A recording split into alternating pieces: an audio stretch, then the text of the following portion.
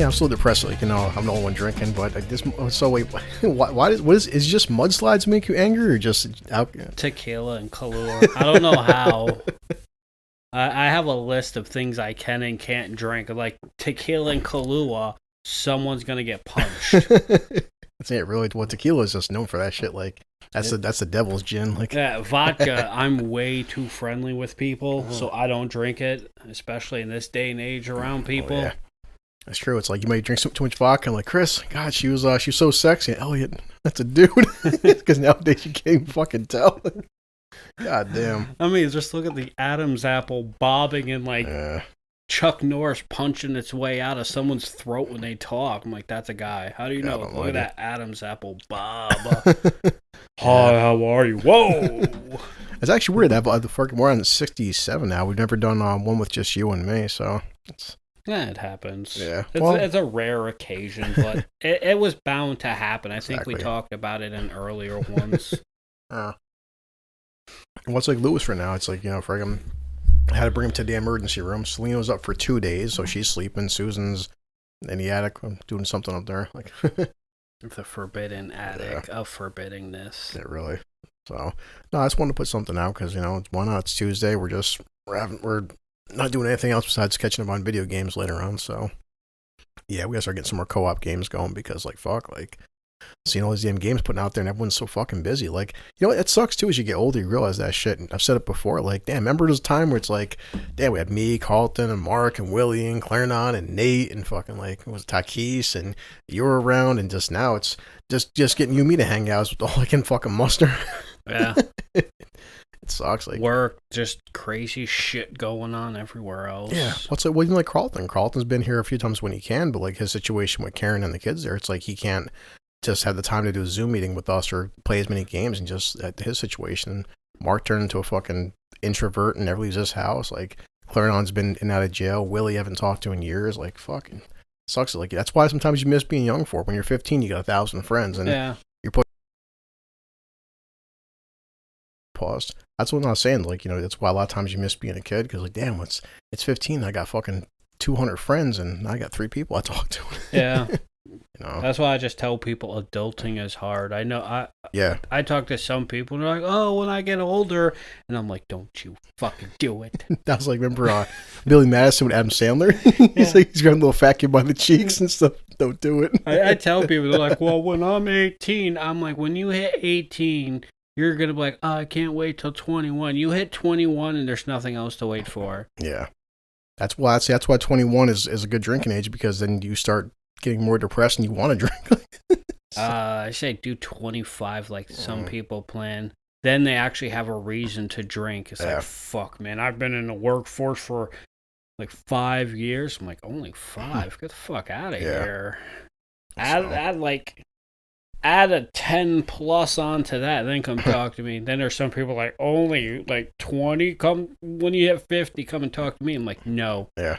No, I don't want to be half dead clocking into a job. Yeah. So, the past few days I was actually telling Salena about this, and I'll tell you about it now because to me it's an interesting topic, and like anything online, you get people with different perspectives. But with the whole COVID going on and being things what it is, and I try not to talk about too much celebrity shit, but when it comes to money, I find it fascinating, and I'm kind of addicted to people online because hey, I've always said, if you're worth $50 million and you lose $1 million, I don't really care too much. But if you're living in a fucking ghetto and your house burned down, I kind of feel more sympathy towards people. But this thing's been happening, going on now. Anybody listening knows a lot. The past, I'm not sure when it started the trend, but it's been big, especially the past decade now with movies and stuff in Hollywood and what they call the back end deal. Now the back end deal was say for instance Iron Man 1. Robert Downey Jr. got paid a couple $100,000 for Iron Man 1 because at the time, it was considered a low-budget film, not that popular, not that big.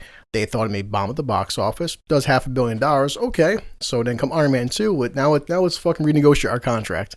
But what's been happening a lot is people like Tom Cruise or Robert Downey, a lot of people know that Robert Downey for the first Avengers film made over $50 million. And like, well, how did he make that much money? Because he's, a paid actor. And what they do is they'll give him a flat rate. Like before it's like, hey, Jim Carrey makes like Cable Guy. Here's $20 million. That's it. Now it's like, well, we'll give Robert Downey $10 million and he gets a percentage off the box office sales. So when a movie does like $1 billion fucking dollars, you get a $50 million payday because it did $1 billion. If the movie fucking bombs, you don't get paid. And that's how the industry's been for a long time now. This is how like Harrison Ford, love or hate Indiana Jones 4. Harrison Ford, the fourth film, did fucking bank at the box office. Harrison Ford made like $80 million off Indiana Jones 4. And whether you like the movie or hate the movie, fucking congrats to him and shit. So like with Endgame did almost $3 billion. Downey alone got paid like $80 million for Endgame because it's what they call the back end deal. So being COVID is what it is and stuff. So Scarlett Johansson is just starting fucking Black Widow. Now, what people tend to forget is Black Widow was actually done and filmed and ready in 2019 or in 2021. It wasn't released because of, hey guys, COVID and everything was shutting the fuck down. Disney's been sitting on Black Widow for the past 2 years, unable to release it because, well, why would they for? So it finally comes out, and the big thing in her contract was it came out to theaters and Disney Plus. You pay that $30 if you want to for people like Carlton who don't like movie theaters. You can get Disney Plus, pay an extra $30, watch it at home. Now she's pissed off because she got paid only, her quotes, only $20 million. So Disney gave her $20 million to be in Black Widow. She was promised this deal that she would receive more money based on the back end. She expected to get paid $50 million. So right now she's suing Disney over that. She's suing Disney saying that because they released it in theaters and Disney Plus, by them putting it to Disney fucking Plus, they hurt the sales of the movie. And also, she doesn't get a cut of the Disney Plus sales. She gets a cut of the theatrical release. So a lot of people, let me charge this mouse. A lot of people out there are kind of siding with her, saying, well, technically speaking, Disney did breach their contract because they were supposed to release it only in theaters, not in Disney Plus. However, I'm like, okay, I get that. And people are like, well, you shouldn't feel bad for Disney because they're $1 trillion company and stuff. And I'm like, okay, fair enough. I'll give you that. And I'm like, but I also understand the fact that I also get greed. Now, here's the bottom line, guys.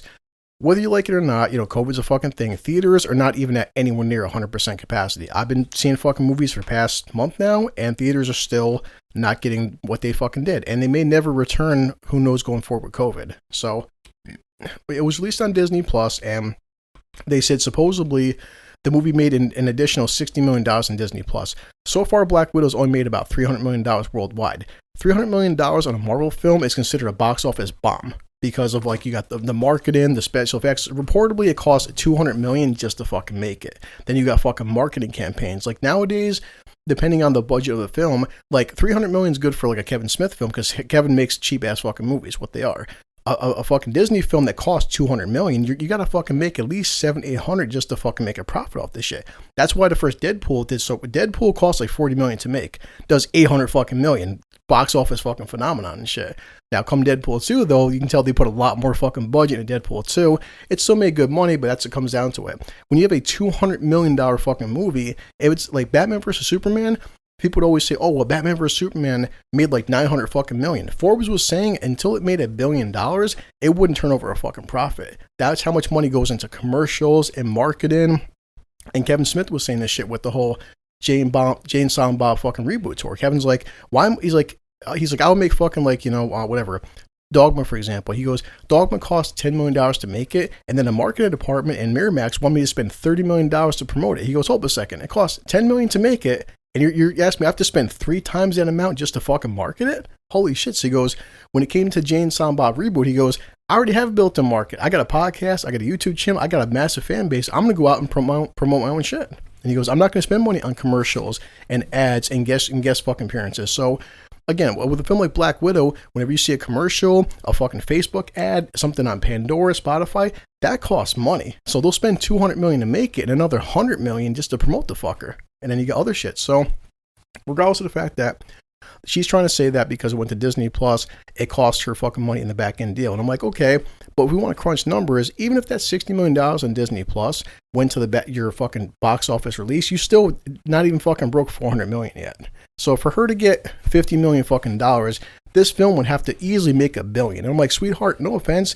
Black Widow's getting it depends on the percent of it. If it's only one, she would have to do like $5 billion for that extra 50 million. The thing is, I was talking to a guy on a Critical Drinker post about that. He goes, well, how much is the back end deal? Thing is, us as fans don't know this. Like I said, I'm going like, now again, Downey had the first Avengers film, but that was also an ensemble movie. It was him, Tony, or fucking Hemsworth, Evans, etc., etc. But he got paid $50 million off the first Avengers film.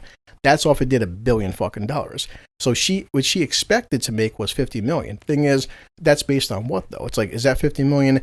If you make an 800, 900 billion, nobody knows how much Black Widow would have done. I didn't see Avengers for Black Widow.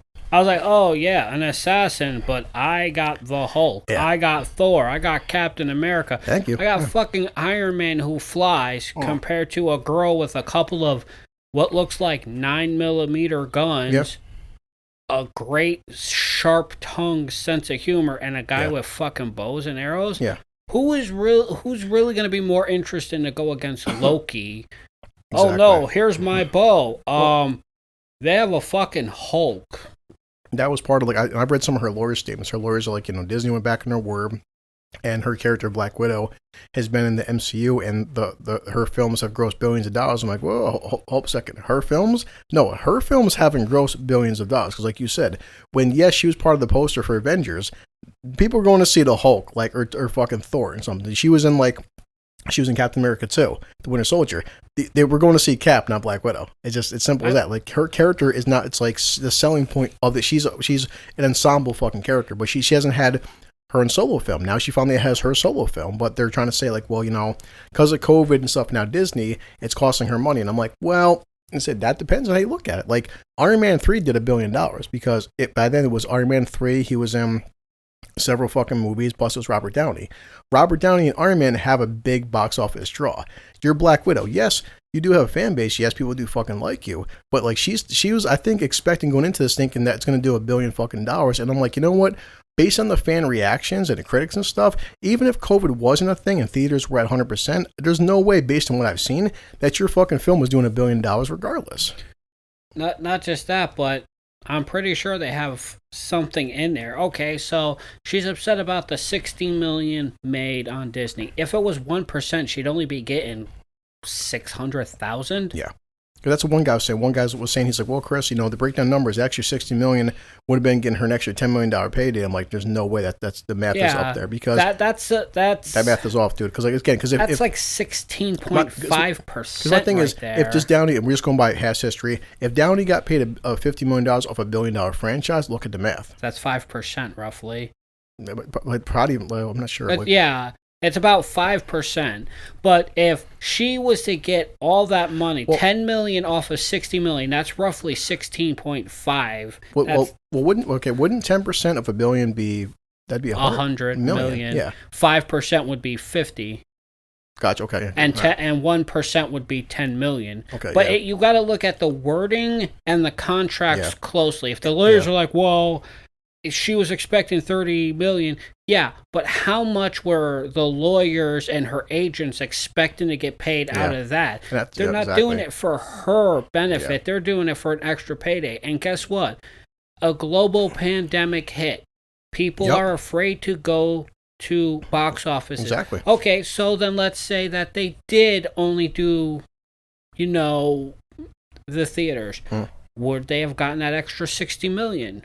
Or would people have been too afraid? Like, I'm not like Carlton. Even me at this point, I don't really want to go because theaters sucked beforehand, and now I can only imagine them being worse. So, and look at how expensive they've gotten. I'm not paying upwards of $20 to see a movie. It better be a movie I'm foaming at the mouth to watch, or I'm going to want my money back. Yeah.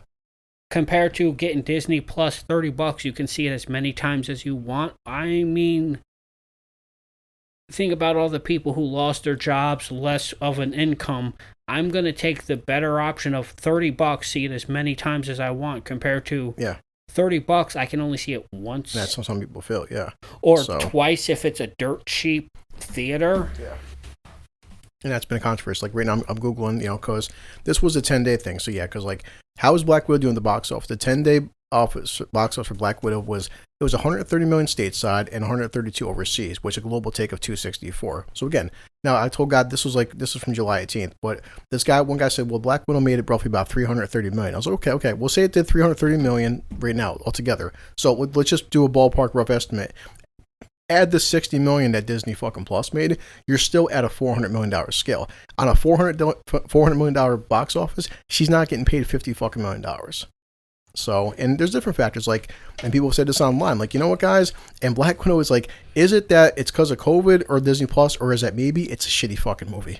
Because people said when fucking Kong versus Godzilla came out, it went right to HBO Max and theaters. Theater wise, and that right there, it still did $600 fucking million across the fucking globe in theaters because people wanted to see Kong versus Godzilla on a big screen. I wanted to see that since the 2014 Godzilla. Yeah, it's oh fuck, new Godzilla, new big monsters. I'm like, okay, and I was just all right. Skull Island came out. I'm like, you motherfuckers better do. And they did. And the moment I heard about that, I'm like, I haven't seen it yet because I love it's good.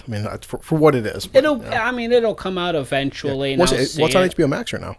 I don't have HBO. What's what I'm saying? But that was the premise. Because this has been I'm trying to look at arguments from both sides. Okay, that Disney may have fucking breached contract, but some people are saying again, you look at Kong vs. Godzilla, right? Kong vs. Godzilla came right to HBO Max the same day at theaters. You could sit home and watch or go to theaters. Despite HBO Max being there, it still did $600 fucking million. So apparently people wanted to see Kong vs. fucking Godzilla in the fucking theaters.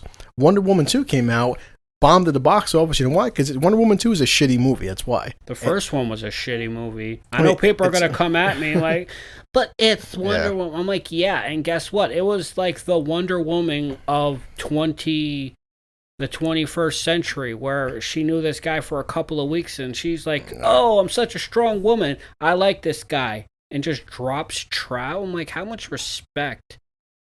Wonder Woman was a symbol for stuff. The new one just was what's so great about her? Well, she can deflect bullets. I'm like, CGI bullets. She defeated that CGI villain just like every other movie. It had no heart to it. Yeah, it was pretty, but who gives a fuck? Well, I'm looking at it right now. The funny part is, technically speaking, for 2021, the biggest film of the fucking year, which will piss people off. But do you know right now? You'll probably guess this, but why not? What do you think is the number one film of 2021? Is it that one with Chris Pratt that just came out? Well, no, that was right to that was supposed to hit theaters. That went right to Amazon. So in theater wise, it's probably not going to shock you, but just think Kong vs. Godzilla. That's actually number 2. There's one thing. Okay, I'll drop a hint. Was it Fast and the Furious? No, it's doing good, but I'll drop a hint. It's anime.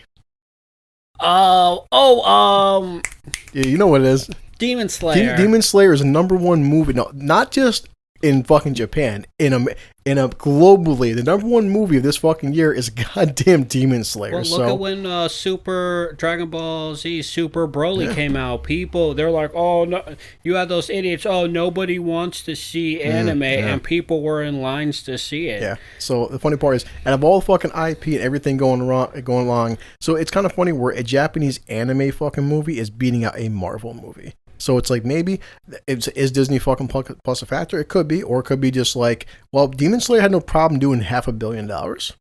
So, but I was reading this one thing from it was from Screen Rant last night. I shared it on a group saying they're breaking down now. Take another IP, Fast and Furious 9. Fast and Furious 9 didn't do well in China because of the whole controversy with John Cena and apologizing this and that. But Fast and Furious 9 is still doing good, global state-wise.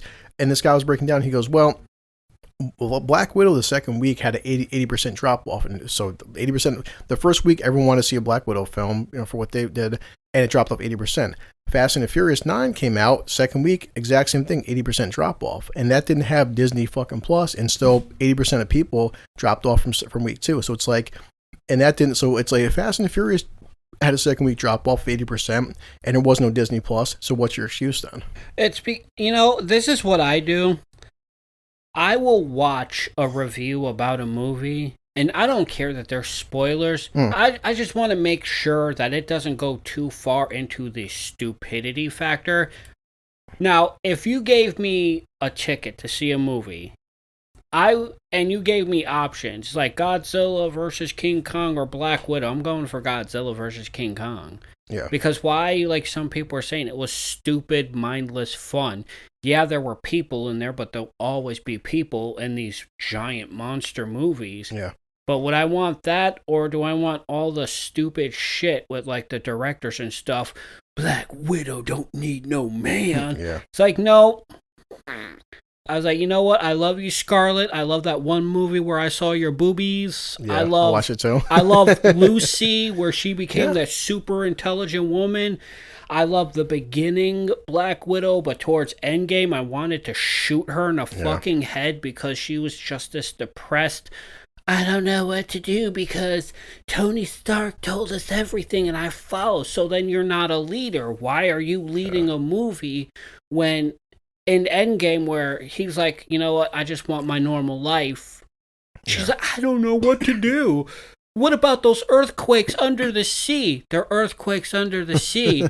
What you do is you do nothing because you can't stop it. Oh, I'm like, wait. Yeah. You're supposed to be the super intelligent spy and you think you can fix natural disasters. I'm like, that's fucking stupid. It showed how without Tony Stark there with his just amazing screen presence, she couldn't lead a fucking can of soup to a microwave.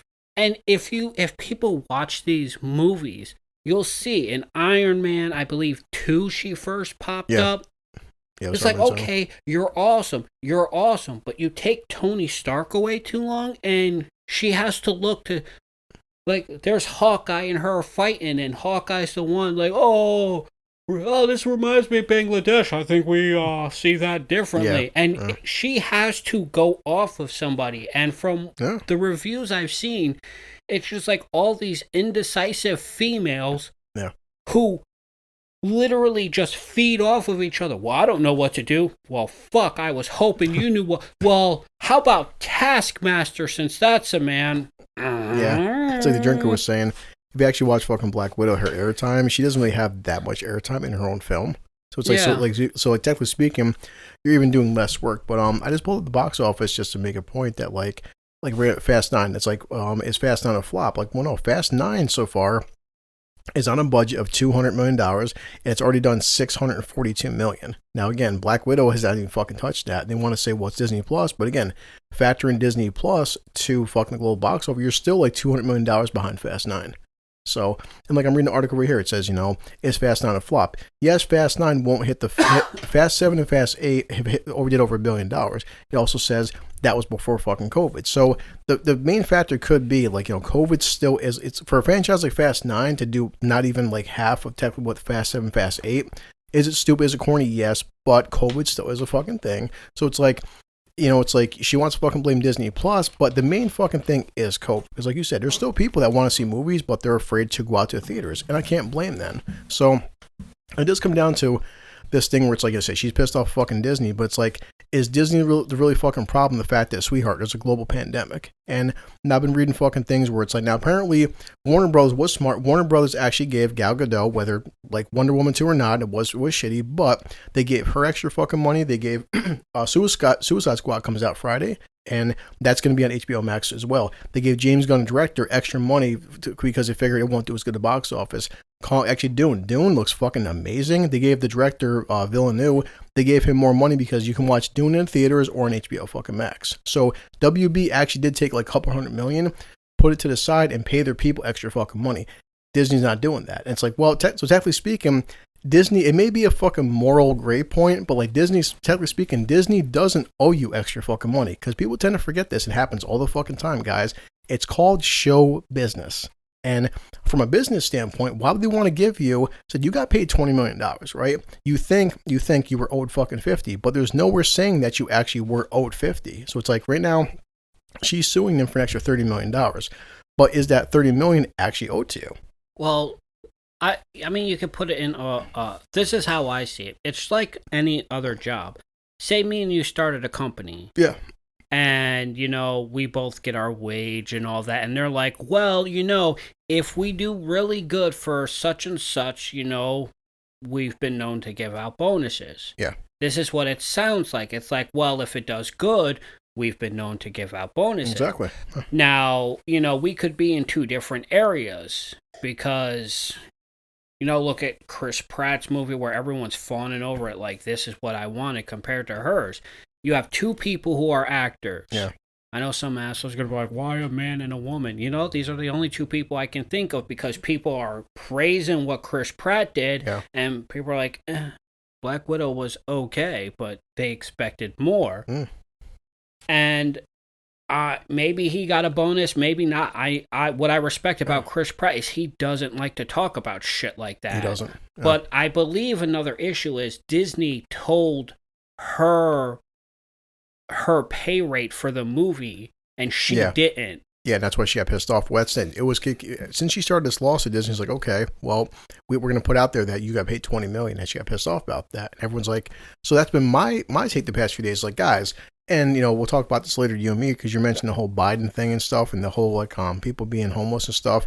I'm like, I look at exactly what you said, Elliot. Is that 2 months ago, my job, and I'm just a low key guy who works at a fucking bus company. My employer. I look at COVID, where I've said this before in this podcast, I am lucky enough to get a fucking weekly paycheck. My employer's like, hey, Chris, here's a bonus check for $3,000. After taxes hit me, I got paid $1,900, but still $3,000. My initial reaction was like, well, here's a check for $3,000. Why wasn't it $5,000 or $6,000 or $7,000? I was happy to get a fucking check, period. And I'm looking at like, and people can call me fucking jaded or an asshole.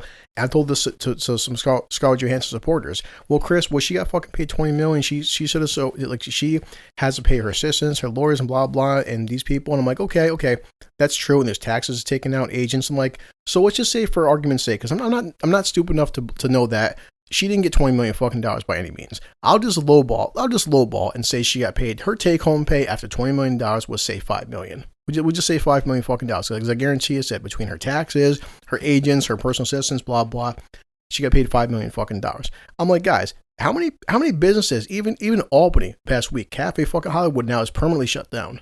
Yet another permanently shut down fucking business. How many people are still losing fucking jobs, that are unemployed, that are fucking facing eviction and stuff, that are like can barely fucking feed their kids, and you just got paid only $20 million fucking dollars. It just, to me, it screams of like, fucking greed. Because I just don't know anybody in my life, my personal fucking circle, that someone would be like, hey Chris, hey Elliot, here's $20 million. Oh, thanks Chris. But why wasn't it 30 for? It's like, I'm sorry, during a pandemic, you only got fucking paid $20 million goddamn dollars.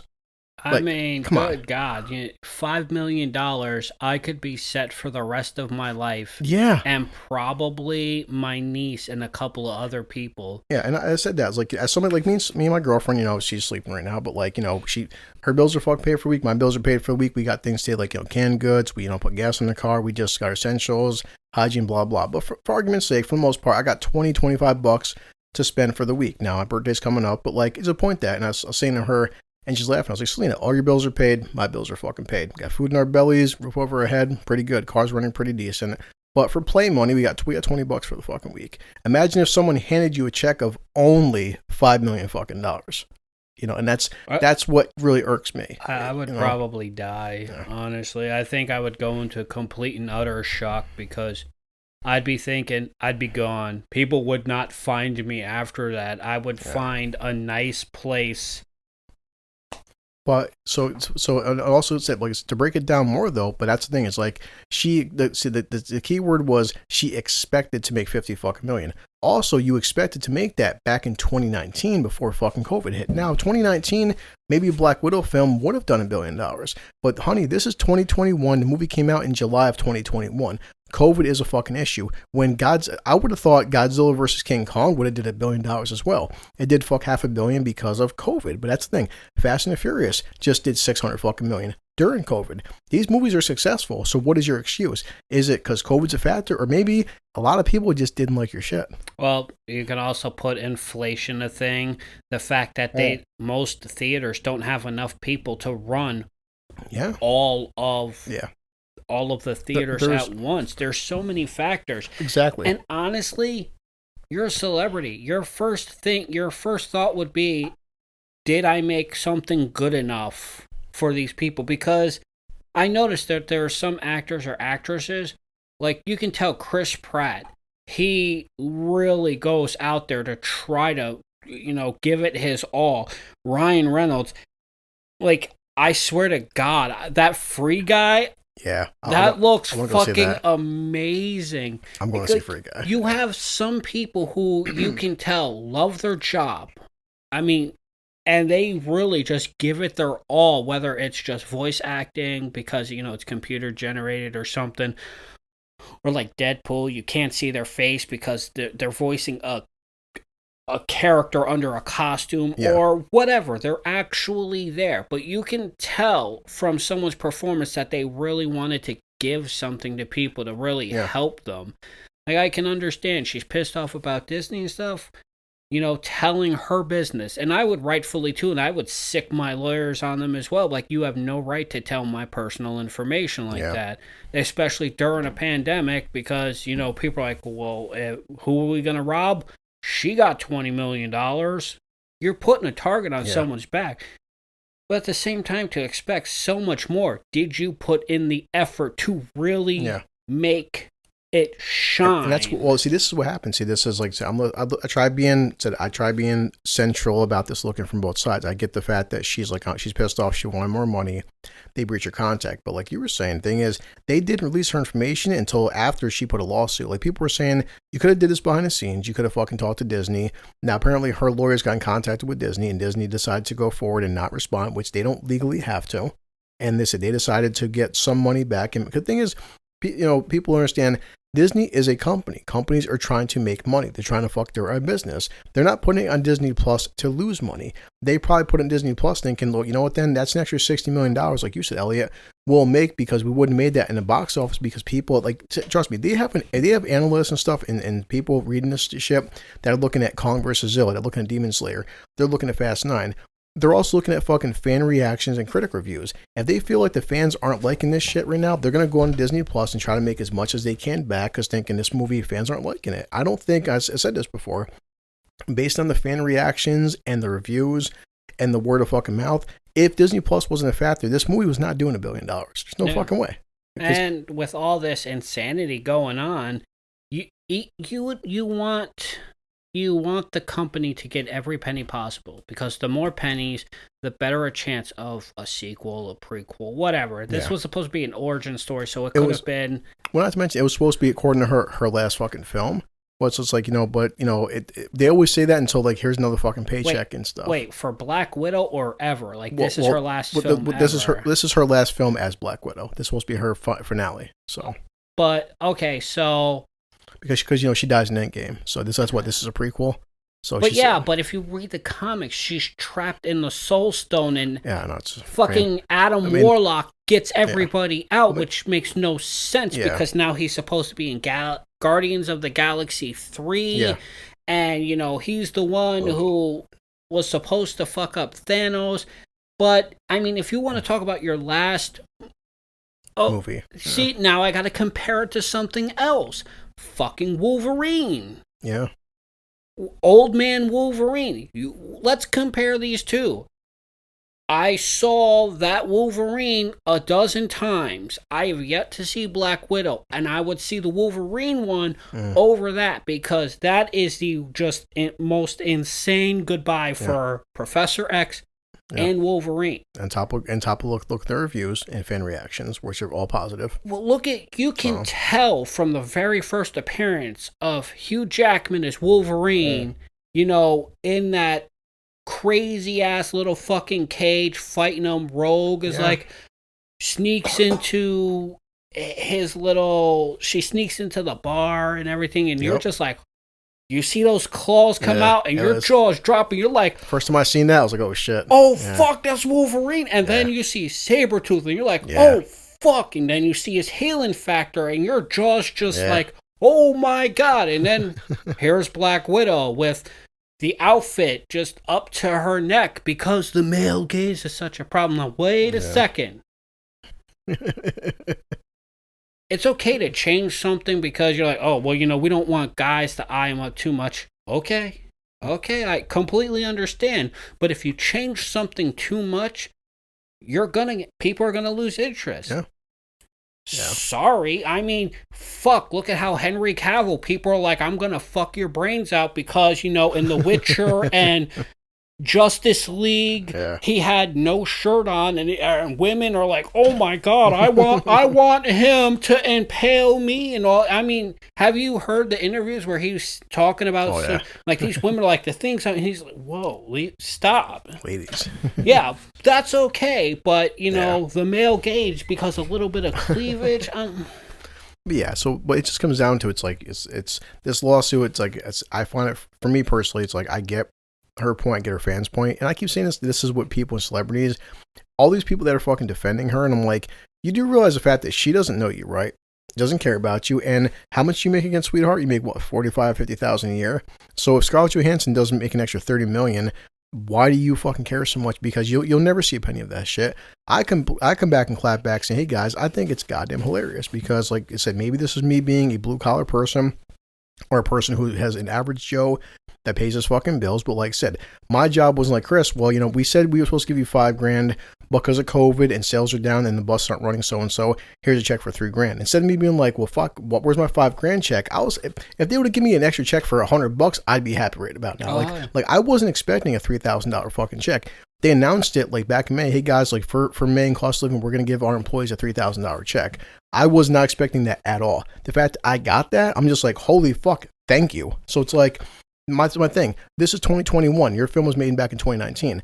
You made this film 2 years ago. The past 2 years, how many literally millions of fucking people are out of work that can't feed their fucking kids, that have I can go through all day of all the businesses, lives fucking destroyed, and you got paid $20 million fucking dollars, but you feel like you were owed 50 fucking million. Well, I'm sorry. Like I said, I'm sorry. Like I said, I made a joke saying, hopefully somebody will start a GoFundMe, because I'm hoping Scarlett Johansson this month she can buy her kids groceries, because she only made $20 million fucking dollars. I mean, I can't imagine how she can afford to buy shampoo or deodorant with only $20 million fucking dollars. Well, come on, guys. The issue is fans love to live through these actors and actresses, but I mean, that's not necessarily a bad thing. But when you take it to the level some people do, where it's like they deserve all the recognition in the world. Why? Yeah. Because they're so amazing to you. Yeah. And then like you said, then they'll find the fuck scapegoat. Well, because she's a female, and Robert Downey, no. Robert Downey did Endgame before COVID hit. That's the main fucking fact. You're not taking to a fact COVID in theaters, all these are the fucking factors. If Disney wanted to be fucking pricks, Disney could have fucking held on to this movie for 3 more fucking years. They put it out, they've held it for 2 years. So it's like, I get people like, why don't I feel bad for Disney because they're trillionaires? Yeah, but from a company standpoint, it said their company, she's an employee. She got fucking paid, but she wasn't paid enough. Yeah. And I'm like, Movies aren't doing good since COVID hit. Even ones that they were expecting to do amazing, it's not doing good. What do you want? You can't bleed a stone. That's something too. Like, they're trying to talk about online piracy and stuff again. Online piracy didn't stop Demon Slayer from doing $500 million. Online piracy didn't stop Mortal Kombat or Fast and Furious from doing $500 million fucking dollars. But that's a third. That's an excuse that's been happening since the internet was invented. Yeah. Guess what? It hasn't stopped then, but nobody's complaining about it as much as they are now. I really found this to be, just from my personal standpoint, a lot of fucking greed. And it felt very close to like when Charlie's Angels came out, the new one with Elizabeth Banks. It bombed at a box office, and her thing was like, it was fucking toxic straight white males is the reason this movie fucking bombed at the box office. Now, like the fucking meme where it says, they showed a picture of her saying, men are the reason this box office this movie failed for. Underneath it was like, why aren't men coming to see my movie? And I started laughing where I'm like, well, okay, you made Charlie's Angels, right? You said fucking men are the problem. Then where are all the women that you're targeting? Why aren't they buying tickets for? Nobody's buying tickets for your film because it fucking sucks. It's simple as that. It's not because it's bad fucking men. Like, I don't give a shit if the cast is all women or all men or all black or all white Asian. I don't give a shit if it's anime or fucking live action. If it's a good film, we're going to go see a good film. I didn't see Charlie's Angels because it's a shitty fucking movie. I watched the first one with Drew Barrymore and Lucy Liu, and that was awesome. Cameron Diaz fucking loved it. Yeah, that was a great. Even the second one was a little bit cheesy, but fuck, Demi Moore looked fantastic in that fucking bikini. Yeah, I watched it. This new one looked fucking awful. It's simple as that. It's like it's not because of it's like Harley Quinn. I told Carlton, you know what? For the most part, Harley Quinn kind of bombed at the box office. I went to go see it, and the fucked up part is some of the guys who did the choreography on John Wick did Harley Quinn. The fight scenes on Harley Quinn are actually like her fight scenes are fucking fantastic. That I will give it credit. The choreography when she fucking does a line of coke and they start playing Black Betty, Harley is whooping guys' ass with baseball bats and grenades. It's over the top. It's stupid. The fight scenes are actually really fucking well done.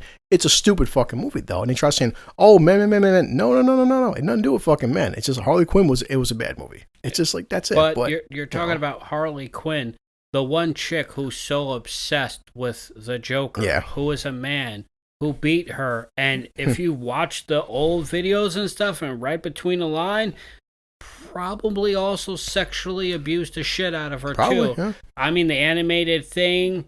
He threw her out of a window and shit. I think he even shot her once. Probably. I mean, it was so long ago. And I'm thinking, why should I feel sorry for her? Well, she's the victim. I mean, what about when he beat the one Robin with the crowbar? Nobody Jason really Todd, gave a fuck about that. Or what about the time that he poisoned the one Robin who was the mini Joker who couldn't stop laughing, and then he was crying and tried to shoot Joker. Oh yeah, that was in Batman Beyond. That was Tim Drake. Or how about what did to Gordon and his daughter, the laugh it. Yeah, because that's when he put Batgirl in the wheelchair. The killing joke. He shot her in her spine. Yeah, and then he took those pictures. And I'm thinking, I'm like, you need bad guys by saying. Well, people are bad. We don't need them. You need bad guys. You need something that the audience can be like, fuck yes, go and get him. Yep. But when you're like, yes, we need to get these bad guys because all of you guys in the theater, you're also the bad guys. Yeah. Wait, what? Yeah. It was like Black Widow fucking had Taskmaster. That was the shittiest version of Taskmaster I ever could have fucking imagined. It was just like, overall it said, to me it just screams of like, this film isn't doing as good as I wanted to because of Disney and Disney Plus. I'm like, or it could be it's not doing well because it's not a good movie. Well, look at John Wick. That wasn't about anything. The first one, you killed his fucking dog, and that was it. The second one, he wanted his picture back and his car back. Yeah. That was it. And then he was forced to go back, and you left him with no other choice but to either fight back or just die. Yeah. The third one, it was either fight back or die. It wasn't like this. Yeah, I mean, maybe you could say, well, there was like assassin politics. Yeah. No, they were describing the layers in detail of how the assassin underworld worked. Yeah, you can go into a little bit of the politics of it without being like, well, if it wasn't for this guy being... No, it was just simply... Yeah. He was known as the Baba Yaga. Well, everybody knew him, and he had to do certain things to change the actions of what he did. He chose to do this shit. He was out. He decided to start killing again. He dipped his toe back in, and he was dragged in. His actions from movie 1 led to movie 2. Yep. His actions from movie 2 then led to 3. Yep. If he didn't do what he did in the first one, the second and third movie never would have happened. And I love the simplicity of it. You see his journey, and whenever the fourth one comes out, I'm gonna fucking watch it. But the simplicity of how linear it is. His actions caused this catastrophic events, and I wanted more. I went along for the ride because it was senseless fucking gun fu and all of that without any real message about, global warming or these people are bad. It's like, no. Yeah. Because is John Wick bad for killing all these people because they came after him? Well, he didn't have to do that. Well, they were assassins. He didn't have to kill those 3 people with a pencil. Technically, there was other ones, and the second one he killed with pencils too. Yeah. Well, he didn't have to, but they were coming after him. So there's no ideology of right or wrong. It's kill or be killed. Yeah. And the one thing that humans and animals from the dawn of time, it's kill or be killed. They just followed that line of thinking. They expanded it with every additional movie, and either you liked it or you didn't. I love the characters. Sometimes the CG blood is ridiculous, but it's silly kung fu, gun fu fun, and I want more of it. It's mindless. I can just sit back, enjoy it without overthinking. And during a time like this, I think that's what people need. Just something you don't have to think about. No message. You don't have to put too much thought in it. You just want to laugh like, oh shit, did that just really... Well, it's like The Drinker said, and that's why I can't wait till we get YouTube going, but The Drinker has shown so many fucking movies where it's like you can take a very simple plot, a very simple film, and make it fun, make it good. So... Look at the first Mummy. Well, I just showed Salena. We watched The Drinker Does the Mummy, and it was sure The Mummy. Even to this day, it's a fantastic movie. It's simple and fun. It's just like I want to see it again. It's a pure popcorn fucking movie. Well, and it's fun. Look at one of the movies. I forgot it for the longest time because you can't find this movie anywhere. The Drinker did a review, Falling Down. Oh my god! About the man who just one day he had enough. Yeah. He just had enough. Actually, I think I got that in Voodoo, but no, and he's just like, I want to go home. Yeah, it's a very simple movie. I want to go home, and he just goes by. These hoodlums won't leave him alone, so he fights back, and he's just like, I just want to go home. He stops to get something to eat, and he just has the simple question: why doesn't what I ordered look like that picture? He's like, I want that bun. It's not crushed. That just the meat. It looks good. He's like, reality versus expectations. Like your everyday man who just snaps. Yeah. And he just wants to go home and he can't because reality hits. It's just all shit. It was just all falling down around him. Yeah, falling down is a perfect fuck to me. Whenever we that'll be like my blue collar review of like that would be like a blue collar classic. Where I think it is. It shows just I would classify it as an extreme because not every person just you're waiting in traffic to go to work. The air conditioner stops. You're fucking sweating and you're just like, I just want to go home. I don't want to do this anymore. That's not everybody, but we all have days when we're like, I've had days like that. I understand, and just everything piles up against you, and it's you versus everything. And that's what I'm saying, like, for me being blue collar in a sense, because that's what the premise was the 90s before this technology came what it is. It's like people would go to fucking work 9 to 5, and they'd have a bad day at work. And now it's like when I see people keep talking about, people that fuck influence, people that fucking work from home. I had a bad day, and I'm like, well, how was your day bad? It's like, were you stuck in traffic for an hour? Did you deal with bad customers?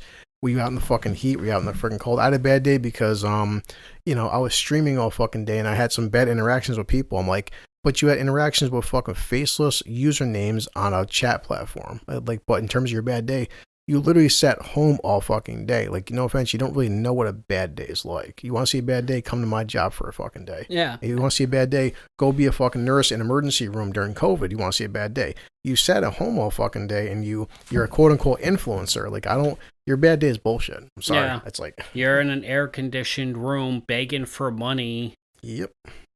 That's why I was talking to a friend. I was playing Minecraft, and I'm like, yo, can I ask you a question because, you're a female? She's like, yeah, I am a female. I'm like, well, with your attitude sometimes, I kind of think you're something else. Dude. Yeah. And she's like, fuck you, you're an asshole. I'm like, I know. I was like, but why is it there's going to be people who get angry at this, and I don't care. Yeah. Why is it some of these females who are the ones who scream loudest, like, the male gaze and patriarchy and all this, they're often the ones you see in front of a camera with these smallest clothes. Like they have these little... And them titties hanging out. Not just that, but they have like these little...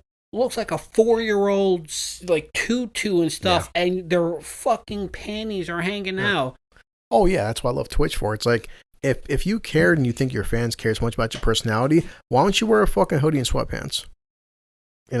Yeah. Oh, can't have that though, huh? No, I think that was a TikTok challenge because I like to watch these watch people die inside compilations, and I think it was like this challenge where it was like something like what's underneath the sweat clothes, and this girl removes them all, and it's barely a fucking bikini that covers anything. You can literally it was so thin you could see the gap between the front, and I'm just like.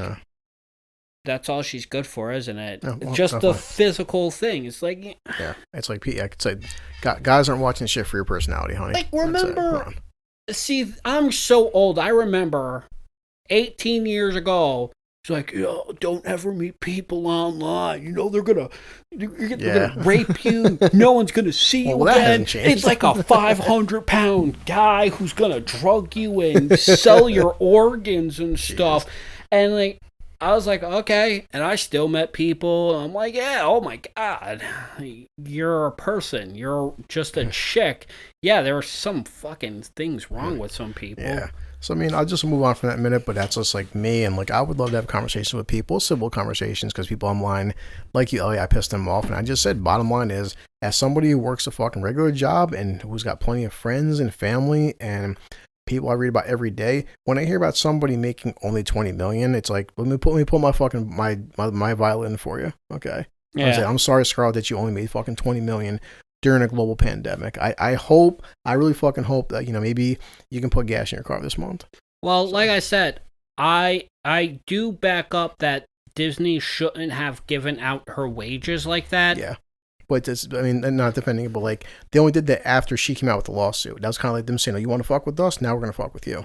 They kind of, that's kind of a shitty thing to do. I know in the heat of the moment, they're probably like, oh, lawsuit, well, here you go. Yeah. I don't really think you should give out people's financial information, especially when people are still going out there robbing and breaking into people's houses. But then it does happen all the time. Like I said, I wouldn't have known about Robert Downey making this or Harrison Ford or any of these people, because it's like, it does come down to sometimes public knowledge, I think, because like sometimes like you can find out like what an actor's net worth is.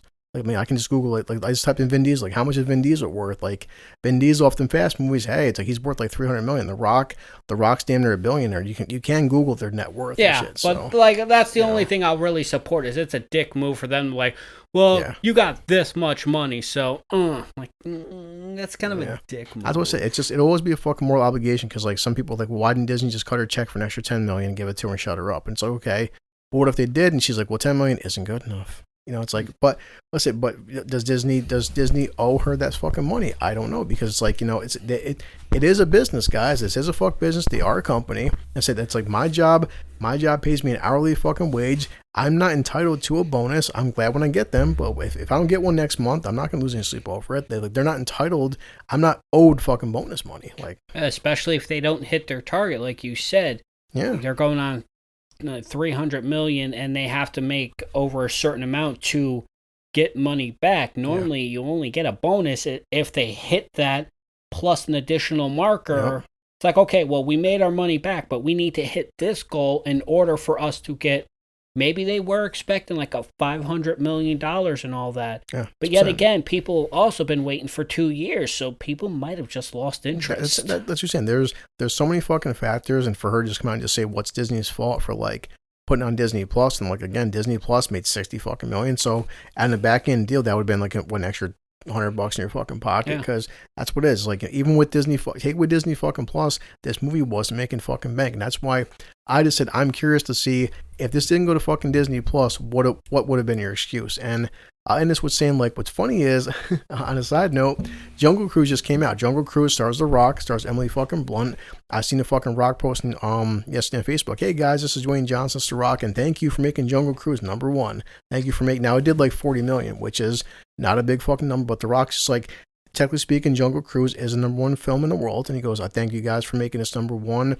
It's doing good. It won't do that kind of fucking money. But the thing with The Rock is, like, The Rock doesn't give a fuck. He's too busy making 19 other fucking movies. He's like, just thank you guys. Appreciate it. I'm moving on. And to throw fucking some kind of cold-bloodedness, I worship Dave Bautista, because Bautista just has this I don't give a fuck attitude. Bautista tweeted out, he goes, hey Disney, he's like, this is what happens when we don't fucking make a Drax movie.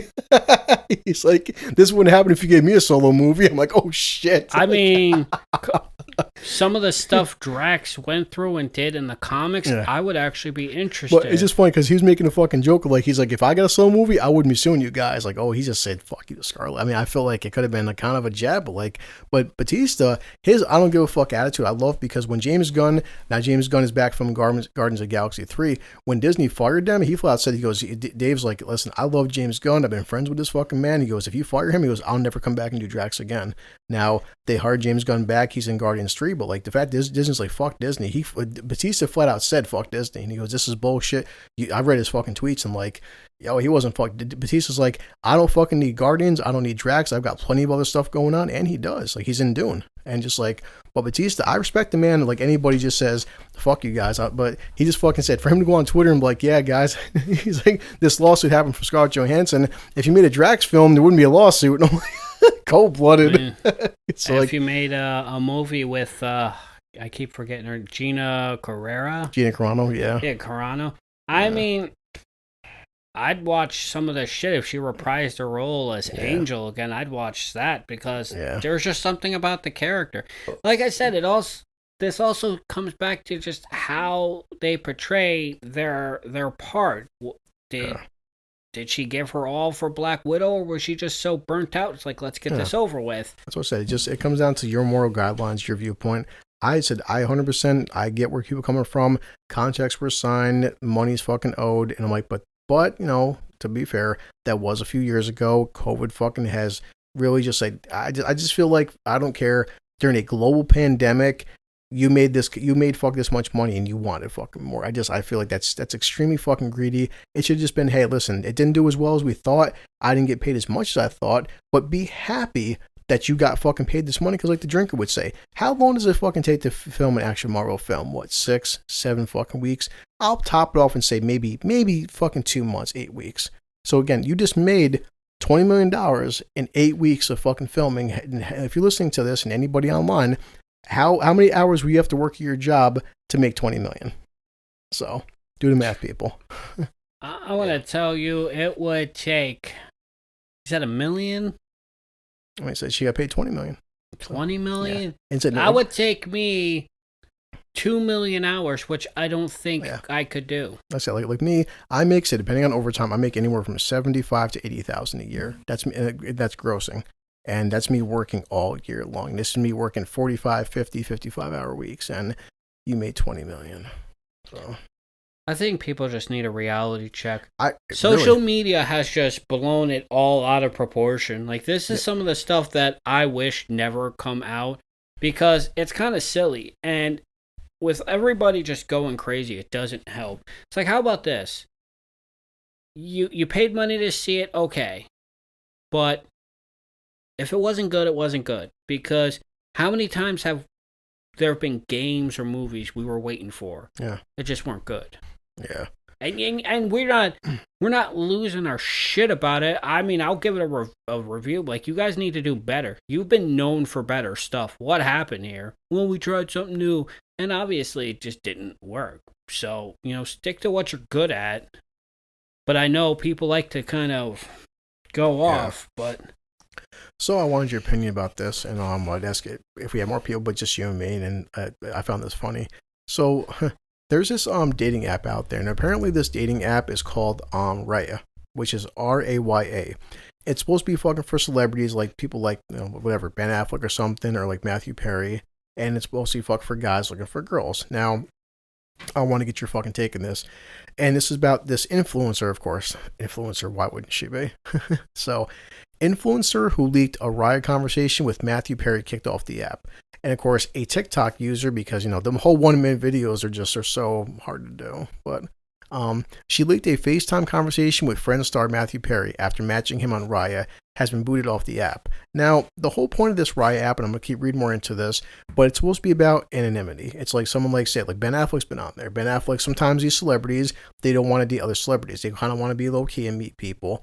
And because he's kind of a victim to this as well. But Ben Affleck fucking met a woman, and she basically put out there his entire conversation he had with her. And I wanted to get your view on that. Like, if you're on a fucking rap like this, an app like this thing called Raya, it's supposed to be kind of fucking secret and kind of like, anonymous and kind of low key. If this person blast your entire conversation out there on the internet. How do you feel about that when it's supposed to be fucking kind of private?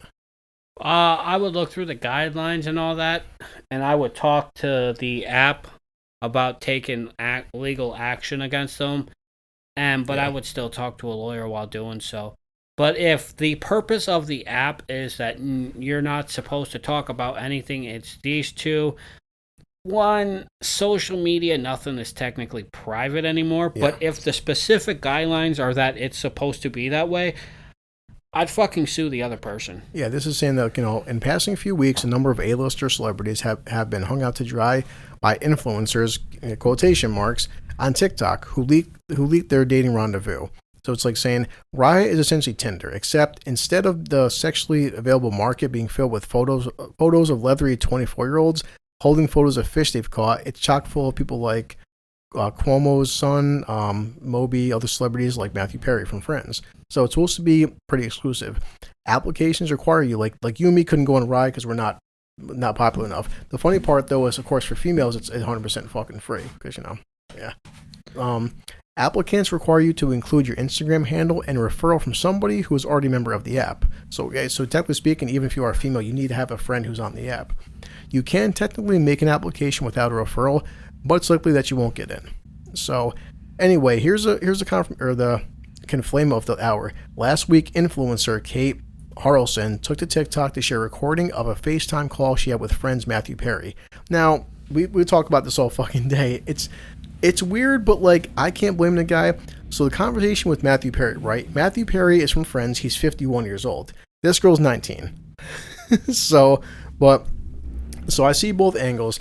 Why is Matthew Perry 51 talking to a 19-year-old? But also, if you're 19 and you match with Matthew Perry, you're 19, you know who Matthew Perry is. Why are you also talking to a fucking guy that's actually old enough to be your fucking, almost your grandfather? Shit. Well, why does Raya allow such young women to be on that site if it's such an issue? So the conversation with Perry and Kate engaged in 20 questions. Well, it says an innocent game of 20 questions. When you match with Matthew Perry as a joke. Now, she's saying this was all a joke. She didn't mean to match with him, of course not. But even though you clicked on the fucking button, right? But okay. So she's saying that when you match with Matthew Perry as a joke on a dating app and he FaceTimes you, he plays 20 questions with you, she wrote. After sharing the video, she bravely spoke out of a salacious feature with Page 6, framing sinister opportunism as a way to expose how older Hollywood stars are taking advantage of younger women on dating apps. Okay, again, you chose to sit there and have FaceTime with him. You chose to have a conversation with him. You could have at any point either blocked him or not matched with him. Okay, so she's saying that, of course, girls like her are fucking victims because older men are taking advantage of them. Okay, but I mean, if you're 19, no doubt it is fucking young. But for argument's sake, say she did meet with Matthew Perry, say they went on a fucking date, and say they fucked. That's consensual sex. Well, to a logical person it is. So a lot of people are saying I'm a bully, you think, and mean for posting this. It made me feel kind of bad, but at the same time, I feel like a lot of guys in Hollywood are talking to all these young girls, and it's something that I think a lot of people should be aware of. So at the time she was 19, her interaction with Perry, who's 51, took place, said the actor asked to FaceTime immediately. The influencer insists that none of the questions were sexual in nature, but she felt uncomfortable due to her age gap. Okay, first off, he asked her 20 questions. No sex was brought up whatsoever. Perhaps, again, I'm just going out there. Was he talking to a fan? I don't know. So, you want to join us? I was seeing if you guys... Well, there's mudslides upstairs if you want. So, actually, I wanted your opinion on this, if you're awake or... Well... What is it about? Are we just going to talk about how much we resent women? Let me talk to you guys. I'll wait then. No, it's because Huh? I already drank one, but if you want to join us, you can. I'm gonna get my... All right, hurry up. So it says that, of course, she felt uncomfortable due to their age gap, but he didn't make her talk to him. So Raya is strict. Now this says right here, Elliot. Raya is strict on privacy due to the exclusive nature of the app. The terms and service ban taking screenshots and disclosing the identity of users. That's in their guidelines. So in the days since she released the video, she has confirmed that she's been booted from Raya. I should have expected that this would happen. I feel fine about it. I never use it more. I never use it anyway, of course. So after she got fucking put on blast, now of course she's pissed off. But it does say in their fucking guidelines they don't want you sharing this information. So hey, don't feel bad for her. Well, she chose everything. So her feeling uncomfortable was her own actions. Exactly. She could have stopped the FaceTime at any point. All it takes is a button. She could have simply said, well, you're 32 years older than me. I'm feeling uncomfortable. And I'm pretty sure he's like, never my intention, because the 20 questions were non-sexual. Yeah. And she admitted to that too. She herself said that they were non-sexual. So she's the victim after she chose to do all of this to prove that older men, she didn't prove that these Hollywood older men are victimizing, it's proven that people shouldn't date these young girls who have no fucking clue what they want. That's all. That's why if I don't want to do something, I don't do it. And I'm not going to be like, make some bullshit excuse like, hey, Elliot, you want to go rob a bank? No. Why? I don't want to fucking go to jail. Hey, you want to talk to 19-year-olds on a Face app? Exactly. No. Why? Because what if I want to go out to a drink? I can't. I have to fucking babysit. Exactly. I don't like to hang out with anyone under the age of 21 unless it's like a family or it's like a friend's kid. You will not see me going out with like a 19-year-old. Hey, you want to go out to a club? Fuck no, you can't drink. I'm turning 40 in 2 days. I would feel uncomfortable even like saying hi to a fucking 19-year-old. But so it's like, I mean, we can spend all fucking day, which we haven't fucking passed. Like, hey, look, it's not uncommon, guys, boys and girls, for like a 20-year-old girl to be fucking married to a 60-year-old man who's a billionaire. We just call it what it is. And if you're a 60-year-old man, you've got laid in a couple years, you want to fuck a hot 20-year-old, it's consensual. But. Like chocolate milk. Oh, God. Well, that site was specifically... Let me pause this real quick. It had a reason, so... Can you... Hold on a second. Oh, no, I'm sorry. I don't have to talk about it. Just pause this. Me and Elliot just asked real quick, and we'll move on for this one's your opinion. There's an app out there, it's called Raya, all right? It's basically fucking Tinder for celebrities. You see, like, Ben Affleck's on there, Matthew Perry's on there. So Matthew Perry was talking to a influencer on TikTok, and he's 51 years old, she's 19. So... and legal. Thank you for saying that. But so, according to Raya, there's specific rules and guidelines. They don't want people sending screenshots, taking pictures, or leaking videos. She leaked the entire conversation he had with her. Now, they played a game of 20 questions, and she admitted that nothing said by him was sexual at all. Now, and she said that she felt very uncomfortable talking to a guy who is 51 and she's 19. Plus, well, she knows even at 19, you know who Matthew Perry is from Friends. But like me and Elliot were saying, at no point did you have to match him, because like Tinder and stuff, Matthew Perry pops on there, you know who Matthew Perry is. She clicked on the I want to match you. They fucking match. She has a conversation with him. At no point were you forced to have a conversation with him. She did a FaceTime, and she said she felt that older men are constantly victimizing young fucking women in Hollywood. But like me and Ellie were saying, like you just said yourself, it was a consensual, you're 19, you are legal. And yes, it may be creepy to some people. You pick out what age range you prefer? Of course. So not even like match with old people? It's Tinder first. Ben Affleck was same thing. Ben Affleck matched with a girl who was like much older, but she put out a fucking blast, and Ben Affleck's like, hey, why'd you, like, what's going on and stuff? But like, I mean... yeah, at 51, I wouldn't be talking to a 19-year-old, but me and Elliot said, legally speaking, if they did meet up and have fucking sex, that it still is legal. Fine. I mean, it's, so I just I'm a little biased because I like older men, but, at 19, I think that's just a little too much. I think you're still a kid. But she got kicked off of fucking Raya, and like they said, but they even said, but their guidelines are the point of Raya is being anonymity, because obviously for celebrities like Matthew Perry has still got a net worth of like $400 or $500 fucking million. Anybody could date him for his fortune and shit. So. Well, I mean, she still sounds like a teenager and like childish if you're gonna like post the whole conversation. That's what she did on TikTok, yeah. And not like, and you clearly didn't take it seriously, or the relationship or whatever, the 20 questions seriously. Yeah. If you're not respecting the privacy, you she clearly didn't want it to go nowhere. Wait. She's just gonna show her the whole world what she is. Did she only show his answers and not hers? I mean, there's not that much details, but she just said that she put up the conversation, but she just deleted all her dirty messages. Yeah, well, I have a feeling she was sending him like nipple pics and stuff. Like, oh, I bet you haven't seen something this young in a while. I'm like, whoa, dude. Were you uncomfortable because he was a fucking gentleman? Yeah. Like, yeah, because the guy I saw last night, he spit in my face and slapped the shit out of me. That's what I like, but he was nice and I was uncomfortable. Like, wait, what?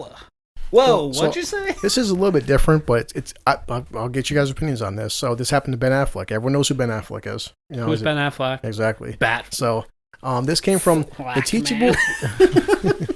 the teachable moment all men need to take from Ben Affleck's dating app debacle. Maybe don't slide into a person's Instagram DM after they unmatch you or never match you to begin with on Tinder, which it's still Raya.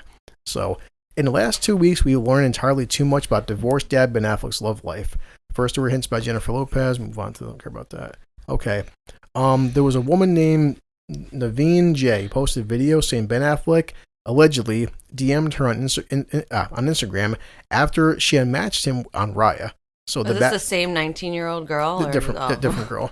But apparently he sent her a fucking DM saying, hey, he's like, hey, why did you unmatch me? It's me, Ben Affleck. Now, some people, I would say, like, he may have said that. Maybe she thought it was like, maybe she That's thought. That's what a bot would say. Honestly, yeah. But so perhaps, like, he asked her the fucking question, why did you unmatch me for? Like, because she probably thought, like, why would Ben Affleck match me for? He goes, no, I'm actually Ben Affleck. I want to talk to you. So to the surprise of nobody, the Tic Tac video went quickly viral. After all, how often do we see a celebrity shoot their shot? Plus, has anyone ever had a stronger divorced dad energy than Ben Affleck? It's like, hey, I'm Ben Affleck. That's what he said. Blow me. I'm Ben Affleck. He just said, he's like, why did you unmatch me for? It's me. So it's like, I mean, I took it as like he's saying like, no, it wasn't a fucking bot. It's actually, I'm Ben Affleck. So. But it says, it also spurred an interesting debate. Some found the message funny and innocent enough. Ben was just confirming it was him. She probably thought it was a fake account. That's been an argument. Although with that argument, it's worth knowing that Raya is an exclusive app for famous people. Of course, other people find it kind of creepy. So that is kind of creepy. An app where the rich and powerful can utilize their rich and powerful. But yet you also said that females can get on there pretty easy. So... yeah. If I'm pretty sure that there's bots or someone definitely lying on there. Nothing's 100%. Dude, I bet there's mad Ben Affleck bots now. Like, they're just to message you, I'm Ben Affleck. And plus, I am Ben Affleck. If you're just an everyday person, like if someone got matched with Ryan Reynolds, are you really gonna like, that's fucking really that'd be Ryan a dream come true. Like, he's actually happily married and stuff. So listen, if you fucked Ryan Reynolds, I'd be okay with that because I want to fuck Ryan Reynolds. It's like, you better send me the video. That's so gay. It is. I'm not gonna lie. Hey, actually showed Salena. Did you watch the fucking new Free Guy trailer with the buff? Oh yeah, and the guy's like, he's like, yeah. I'm like, holy, it looks like, so stupid. Yeah, he's like, I can't fit into the Deadpool outfit anymore, but I'm okay with that. He's like, I trained for a whole week to look like this. But you see, that movie is what it appears to be. I'm taking her. I'm taking her and Christian to see that. It looks so fucking good. It looks like honestly, just a goofy movie. We'll see this on a side thing. For my money, has he ever made a bad movie? I cannot think Wolverine Origins, he's been in bad movies, but that was the writer's fault, not his. Besides that one, okay, that wasn't. That's probably the only exception. But a film starring him though, I've never seen him star in a bad film. I just never have. Like, he's Ryan Reynolds, man. Like, I got a man crush. I think the first movie I ever saw him in was Waiting, and he just blew my fucking mind. To me, it was Van Wilder, then Waiting. But it was Waiting for me, then Van Wilder, and I'm just like, this shit. I hate that movie, Waiting, only just because it's so gross. It's not like a bad movie. It's just like, but if you ever worked at Applebee's or Denny's, you'd feel like that. Dude, like, I'm like always looking mad closely at my mashed potatoes and shit, like. The bat wings. But if anyone asks, anybody at all, I fucked you. Twice. I'm just saying. Like, dude, shouldn't you be in jail? Isn't she like 12? She'll be 18 next week. They're like, I shouldn't like Monty because he's fucking underage girls, but he's fucking funny. It's like Herbert the pervert. Everyone's just like, Herbert the pervert's innocent. No, he actually got kids in that basement, but it's Herbert and he's funny. Who's another fucking funny child molester? You know? I mean, look at Quagmire. Shit, he's still on there. Oh, yeah. He walks by. Hey, Meg, how are you? 17, 18, all right. It's like, yeah. So, but no, it is kind of a funny thing. We're just like it's just a funny kind of side fuck story. But like, hey guys, I'm Ben Affleck. It's really me. But like that chick with Matthew Perry. It's like, yeah, it may be fucking weird. Hey, she was 19. I feel uncomfortable talking to a 50. Like she kind of played out to be like she's the victim. I felt really uncomfortable. But no one told you to FaceTime the guy. Yeah, you could have said no at any point. You were looking for something. Yeah. Like I used to go to clubs when they were open, and it's like, oh hi, how are you? Well, it's like, funny. Yeah, I'd be drinking. It's like, yeah, how old are you? 18. Bye. Yeah. Walk right the fuck away, drink. They're like, why don't you want to talk to him? It's like, I'm not in a babysitting. Especially if in a world full of I am Ben Affleck. Yeah. Well, you're saying something. The thing is, like, at any point though, because if she wasn't looking for something, then why did she fucking post it on TikTok and get like, I'm wondering how many fucking views on TikTok? Oh yeah, for attention. Yeah, of course. Like, look, I'm so pretty. Matthew Perry talked to me for like 20 minutes. Yeah, that's honestly exactly, almost verbatim what she fucking said. So it's like, Salena, it's time for you to go on Raya. Like, Chris, I talked to Ryan Reynolds. And next thing you know, we're going to find out. To Ben Affleck. He confirmed he was Ben Affleck. The next thing you know, the same girl's going to use Gorilla Glue and think it's Nair. She made her own hairspray. Can you, hold on, Ellie, can you Google that? What? She said that fucking the Gorilla Glue bitch, now she has her own hairspray. And I'm like, I know you're not lying, but I got to see it for my fucking self. I'd fucking use that shit. I bet that shit work. Yeah, it won't come off for months on end. Oh, Christ, this world is fucked. I bet it has in, like, the ingredients does not contain Gorilla Glue. Oh, God. So. Well, I'm kind of afraid. Well, while you're looking up, I want to get this out the damn way because this was bugging me. And I was telling Salena about this. And just because I said right now, because Cuomo, at least from our state, they're trying to get down New York City. They're trying to make the fucking vaccine. And I want to make this clear that, like, I'm not one of those conspiracy theorists, nut job, like, in a sense, anti-fucking vaxxers. But I do think that now it's August of 2021, at least asking question, doing research. Some people like myself do have different health fucking issues. That the vaccine is sometimes it is like smart to like question things because some people are just fucking sheep. And like you said, Salena, and you're 100% fucking right that like some people online, if you don't get the fucking vaccine, you should be fucking like strung up and stuff and like friggin' hung and shit and burned alive and like ostracized from society. Your kids should be taken away from you. So right now, Biden, and again, I'm not political by any fucking means. I'm looking at as a average person, as an employee for a job. That now Biden and the fucking White House that. Biden says they're trying to make federal employees that they're not making it mandatory, but it's kind of like that pressure thing where it's like, all right, what you need to know, federal workers who fail to attest through their vaccination status will be required to wear masks on the job, social distance, and submit routine testing, says the White House. Did you find it?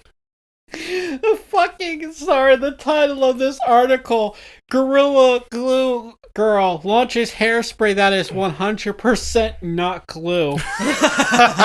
It's called Forever Hair, Forever Hold. So, asshole. Yeah, apparently... You fucking asshole. Apparently a clout chaser got famous and... I'll never use that shit. That's genius. I would. I'm not using her product. There's what probably Cash glue Me in Outside there. Girl did. Yeah. Oh, gosh. Yeah, so I want to cash her outside with a brick. The Salena wasn't lying. So yeah, nowadays, like when people say, like, see, that's what I tell my 14-year-old starting high school this year. Dad, how do I get famous? Well, buddy, let's see, take some glue in your fucking hair, like, and they'll give you a fucking hairstyle. No. That happened for a girl. You got to do your pubes. Yeah. You got to do your pubes. I'm gonna say, Christian, this may hurt. I'm your dad. I love you. Take Gorilla Glue and put it into your butt cheeks and just slap them together. No. Use real bleach and bleach your ass hairs. But it's gonna burn. Yeah, but you'll get famous. Yeah, exactly. It's what's some pain for worth $1 million? Like, and then you can make your own bleach. Asshole product. That's 100% not real bleach. I mean, Selena's asshole bleach product's got a good ring to it. Like, No, that would be Christian's asshole bleach. He's the one who's got to do it, you know? oh, he's still underage, but in a way. I mean, you know, there'll be people following me. Maybe not the best people, but some guys are Asshole like, bleached yes, for toddlers. I need an example. Are there pictures of what his asshole looked like after the bleach touched it? Asking for a friend. Like, Yeah. You know what? Yeah, it's like, sir, yeah, what, FBI, open up. yeah, like, hi, my name is Chris. I want to attest in this commercial. Yes, I have bleached my 14-year-old's ass, and it does work. How fast might I be in fucking prison? FBI, open the fuck up. Oh, Christ. But, yeah, so back to the Biden thing. So that was number one. Now, it's like, it's kind of a funny thing where it's like, we're not making you get the fucking vaccine, but if you don't, we're going to make sure, like, you walk into your, you know, all your coworkers notice that you're the only person wearing a mask. And you're the only person that's social distancing. You're the only person that's, and they're going to make them take routine testing up to 2 or 3 times a week for COVID. The Pentagon has issued a new policy in response to Biden's guidance. It says all military and civilian DoD personnel will be asked to attest to their vaccination status. Then, the federal government is the nation's biggest employer, employing around 4 million people, according to NBC News. So, and the news says Biden will require federal workers to prove they've been vaccinated against COVID-19 or wear masks. Now, I'm just saying, right now, it's not mandatory yet. But that's what's it. I just worry about, like, you know, the fact that they're making it where it's like, hey guys, we can't make you take this, but if you don't take it, we're gonna make your life a living fucking hell. And I worry about long term. Is it gonna become at some point mandatory? I feel like it's gonna be. It's gonna be like the flu shot. Hell, it's mandatory in certain places too. I don't take the flu shot. 74% of all people with the Delta strain of COVID are fully vaccinated. What the fuck but does that tell the you? news, the media on TV, it's the opposite. Oh, they're saying like it's like the pandemic of the unvaccinated. Yeah, no, the CDC is literally put out that 74% of these new cases of the Delta variant are all fully vaccinated people. So you're fully vaccinated, you can still get COVID and spread it, but you're asymptomatic, so it's okay for you, but so, you know, good for you, you're going to survive something with a 99.6% survival rate. Right. But they're not like, but you can still spread it. So what's the point of me getting a vaccine? Just let me get it naturally? Yeah. That's one of those things where like does natural immunity work better than I have Jamie, so just me myself, Jamie and Jennifer with, of course, Jamie has my nephew Wyatt and Brian. Jamie caught COVID. At some point it got passed on to Wyatt and Brian. She's 100% fine. Jennifer got COVID. Jen said she had a headache for one night, and she had like mild sneezing and stuff too, runny nose. One night, she's fine. You know, and Jamie, and like I said, and I love my sisters. I tell us to their faces that like Jamie and Jen are not in the peak health. You know, they have the fucking best dietary. They got some weight on them bones. Yeah, no. So, well, Jen says she's fat. Jen tells her where she's fat. She knows she is. But Jen, we're all fat. Jen's fat. Not fat. Well, she has a really big jugs. I think that kind of.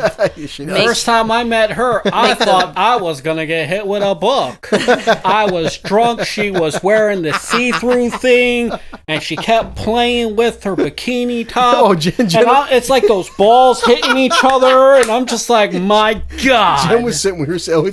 Jen has no problem taking her fucking chest and constantly fixing her tits. Well, you have to when they're that big. You literally have to. I was staring hardcore. I wasn't hiding it. I think my mouth was open too, licking my lips like, baby, need a bottle? So Junior's like, Elliot's just like, duh. Hey, I'll admit it. I see a massive pair of titties, and I'm kind of drooling. Jen has no. Oh, Jen, she knows. Jen just has no. She's more of a guy than I am. Like Jen just no fucks given. Oh no, then that is one attractive guy. Yeah. But Jen, no, right now Jen weighs more than I do. So Jen's like, she's like, I don't give a shit. It's like, I look my fat ass when I eat cheeseburgers. Yeah, but that confidence right there. How can you deny that? Like, I'm fat and I know it. Yeah. Follow the leader. Exactly. Just fuck it with that kind of confidence. You're just like, where can I go wrong? She knows what she wants. You know what's funny is whenever Salena hangs out there, everybody Selena's like, honey, I've gained 5 pounds. Mom, Jamie, Jennifer, Terry, Ashley, Dakota look at Salena like, Selena's the skinniest girl in the room compared to my family. They're like, look how thin she is. Someone chucks a cheeseburger at her. Like, shut up. No, because Ashley's like, tell Salena to eat a fucking sandwich. Look how fucking stick thin she is compared to us. No, I come from a big family too. They're always telling me to eat burgers and stuff, and I'm just like, too sad. Anyway, so I think I had COVID. Just like going back to the topic before the pandemic started, I worked in a call center. Yeah. And there was a really bad cold going around the call center. Could have been before the lockdown in February. Yeah. And I remember being really sick and stuff. And a lot of people were. They even fucking proven it, which you don't know yet, that if you had COVID and you got over it, how long did the antibodies last? They still don't know. Huh. So it's a Jen and Jamie have already had it. Whether the antibodies last a year, 2 years, for life, no one knows. That's yet. also the gamble with vaccines as well, like the MMR vaccine. My mom lost her antibodies. That's supposed to technically be one shot for life, but she had to go get her booster shots. A lot of people have to go get their MMR booster shots that are around her age, and that's one thing that I didn't really like about all those recent measles outbreaks. Yeah, that was going on last year, or I think it was last year.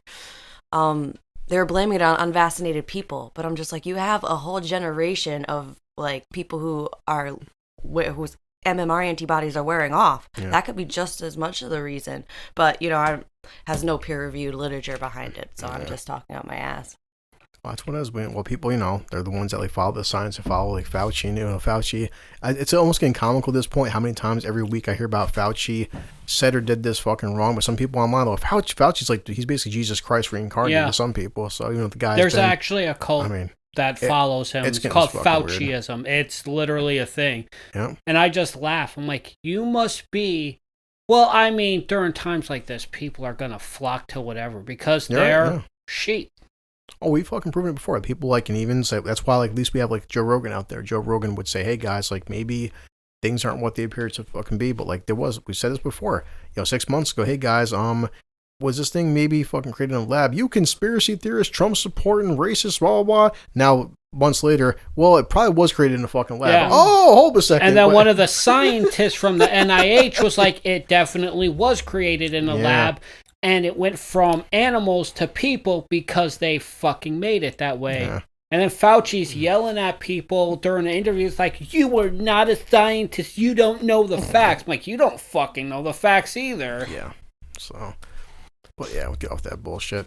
He's like, I'm getting paid a big paycheck for this. I just want to say one thing. I love watching Fauci with his limp fucking wrist throw that ball at that game while he was sitting next to his wife and her boyfriend.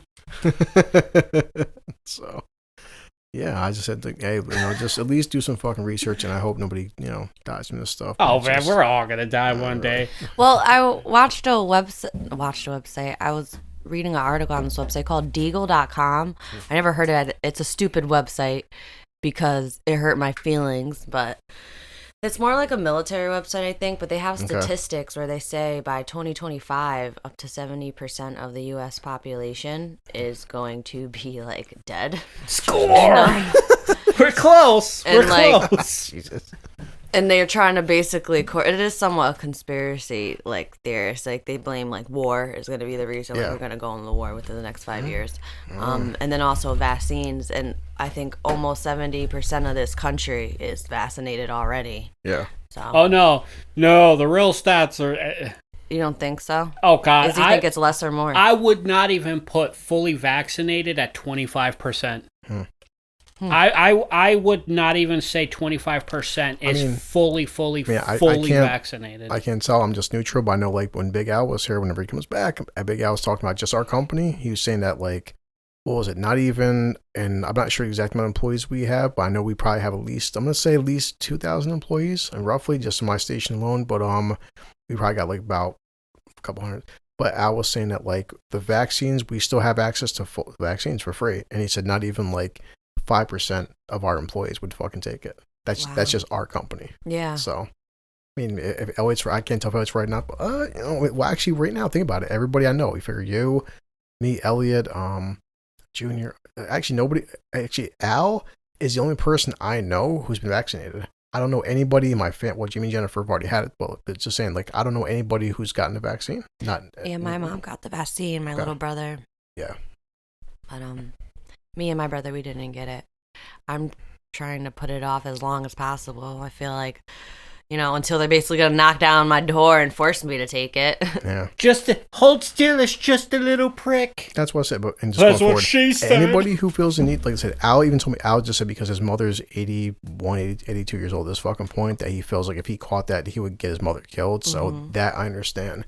But like for me, mom seems fucking fine, and all my friends and family seem fine, and like I've been working with people this entire pandemic, and I'm perfectly fucking healthy. So it's like, and with this fucking vaccine, there's not side effects. No, every week there keeps coming out more and more side effects, and I'm just like, I feel like with the vaccine that's giving this many side effects out, I'm just saying for my personal fucking beliefs, like I feel like fucking considering this thing has got like a 99% survival rate. And then they're saying one is good and one is not, like the J&J one is not good, and that you should really go ahead and get the other. Like my dad, I guess, got the J&J one, and now he wants to go get the different one because he's hearing that this one was stupid. I've heard that they want people to mix and match them. Like that's fucking crazy, because if you do that with like heart medicine, if you take heart medicine, you're not supposed to take certain other kinds of medicines because it could cause like cardiac arrest or your heartbeat to become abnormal. That's like saying, take heart medicine and just fuck it, throw pills on the table. I'm like, have fun with this. Yeah. Be careful. And it's like there aren't any studies behind that, like taking, one vaccine and then taking another vaccine, but I'm pretty sure the CDC is going to be like, it's perfectly fine. There are no studies that say this is unsafe because we have not done these studies. Well, I look at like we make this same studies with the vaccines that we also make. There's no incentives here. We were doing on the last podcast that Johnson & Johnson, the company that makes sunblock, is recalling their sunblock from cancer, from giving people cancer. So my trust with your vaccine right now is kind of low. You guys can't make fucking sunscreen, right? Oh my God. I got the Johnson & Johnson vaccine, and it gave me the worst case of COVID I ever had. Couldn't get out of bed, couldn't get off the toilet, and for some reason I had tears in my eyes. This shit's supposed to be tear-free. Yeah. So, I'm going to wait. But, and it killed my dog. Thanks, Johnson & Johnson. You gave my dog COVID. Isn't it fucked up that COVID can actually... Animals have started to test positive for COVID. Well, it came from a bat, so... Yeah, I think they're talking about, Oh, boy. I don't know how true it is, because you know what? Whatever's on the internet, you could have the smart... Just give me a tuxedo, have someone do my fucking hair, powder my face a little bit. I'll sit down and, in the news today. And I could say, it's true. Bats, all they have to do is shit a block away from your house and you're at risk for COVID. Make me look and sound professional enough, fucking people will believe it. Yeah, I agree with you. My God, he looked and sounded like he knew what he was talking about. I don't know about electric eels coming out of the toilet and raping my butthole, though. Just swimming right up my sphincter. But, wait, didn't one of my friends know a guy who knew a guy that really happened to? It's true. That's how it happens. Did I hear about it while I was in prison? But how did the eel get through those tiny-ass pipes? I'm confused. That's the world. Well, one guy said he knew a guy, and you have, this cult following. Yeah. Just take fucking a couple of minutes to find the truth. You know what's funny is, how we've always said, how genius South Park is. But remember the episode, I'm not sure if you watched it, Salena, but they had an episode in South Park where they kept sticking food up their ass. And they said, and they were shitting out their mouth. And at one part, Martha Stewart was she put a whole turkey up her ass, and she was the one doctor was saying, how putting the food up your ass promotes digestion, it's better for it. And he goes, and I have this science based on absolutely nothing. It's like how a scientist was saying, how much the benefits of shoving food up your ass is better for fucking your digestive tract. And you shit out of your mouth? Yeah, was I fucking was in tears. But I still love these, and I base all these findings on nothing. Yeah. There's no scientific evidence to promote that shoving food up your ass is actually benefit for you, but because I'm saying it must be true. No. Remember the episode where Martha Stewart was putting all that stuff in her twat and fucking queef? The episode about the queefing? She's let's make queefing just so magical and beautiful. She put fucking stars and glitter and just queefed, and it's all over the place. It's that made me think, like, okay, so this shit happens, and then, you had the men versus the women, queefs versus farts, and then that one chick did the Road Warrior. I'm telling you right now, if that happened in real life, I'd be in fucking tears laughing, pissing my pants, because that shit is funny. I know for a new birthday present what I want, honey, so. What? I mean, if you get some stars and stripes. You want to get queefed on and have confetti come out? You do realize she's probably gonna... Happy birthday! Right, you do love me. Doing this for my man. Well, you do realize... that she would probably get some kind of infection. If not, the little thing would fucking cut her insides because of how thin they are. We'd have to make it edible or something, or like... I don't know. Do you want that shit dissolving in your vagina? I mean... It's like, hey, how are you doing? Good and sugary after. How are you doing today? I got a yeast infection. Fuck out of here. Because I queefed. I queefed edible stuff and I have a yeast infection. Get the fuck out of my house. God. Disgusting. If that sourdough bread I smell, you fucking gross me out. Here's a fucked up story, and of course, I'd love this I think we made everything a little bit fucked up. Shit got We're real. far beyond that. No, because I was whenever I read fucked up stories, I'm waiting for Elliot to laugh because I want to talk about a fucked up article I read that I felt like you would be interested in. A TikTok artist. Why is it always TikTok? Got in trouble. I forget her name. I wish I remembered her name, but She got put under fire because she was severely editing her videos to make her basically like a teenager. What? Oh yes, a new filter that makes these girls look like they're like literal kids. Yeah. On a woman's body. My phone's getting low on battery, so how is your phone? No, fuck that. The FBI not finding me. Okay, I'll do it then. And they were basically accusing her and Belle Delphine, because Belle Delphine is accused of it too, as pedo baiting. Yeah. Where these women will purposely make themselves look younger and provocative. Should I type in TikTok users and pedo baiting? Or pedo baiting. Oh god, okay. So the FBI listening to this, pedo. Well, I mean, I think that's the least of your worries. Looking up fucking animal vaginas. that's normal. Farmers are coming for you first. What'd you do to my sheep, boy? But chicken fucker. Well, it does say like, okay, what does pedo baiting mean? The act of pretending to be a sexually active minor online in order to lure pedophiles. The pedo baiter will say explicitly that he or she is an underage early in the conversation, usually by giving a fake age. But look up TikTokers. Now, what the artist said, and to an extent, like I kind of understood it, because she said it's not like she was trying to hide who she was. She has tons of old videos of how she used to look like. Her argument was that, she said she was always an artist and identified as an artist and like drawing like Disney princess art. Just curious, is this called Coconut Kitty? Let me see. It says Coconut Kitty OnlyFans creator. It's under scrutiny for pedo baiting. Is that it? I don't know. That sounds familiar.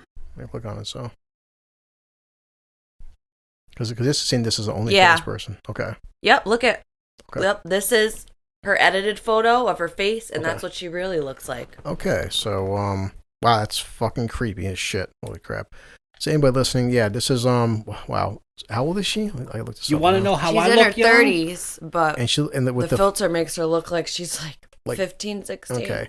It says Coconut Kitty 143 is OnlyFans creator is under scrutiny for called pedo baiting. Holy shit. Pedo, yeah. Chomo baiting. Let's see. Back in 2018, Diana Dietz, a cam performer, was burnt out. She'd been camming for a number of years. She had amassed 700,000 followers on Instagram. That's Jesus. It. She must not have been good at her one job. It says a formidable following, although not essentially famous person standing. Well, it's 700,000. Okay. She was recognizable sufficient to be acknowledged when she went out in public. One thing that terrified her as a intercourse employee who extremely valued her and her household's privateness. Plus, she was exhausted from performing lengthy hours on cam and sick of fielding off fixed critics about her face and physique and actual time reside on stream. I did get tired of people commenting on my looks when I was camming. It kind of bothered me. Well, I mean, if that's your job, okay. I'm sorry. I gotta stop this. That's kind of fucking gross. Yeah. I'm sorry, I could not date a chick who's like got random toys. It's like, oh, you're gonna give me a $50 tip to put it. No, Yeah. I'm sorry.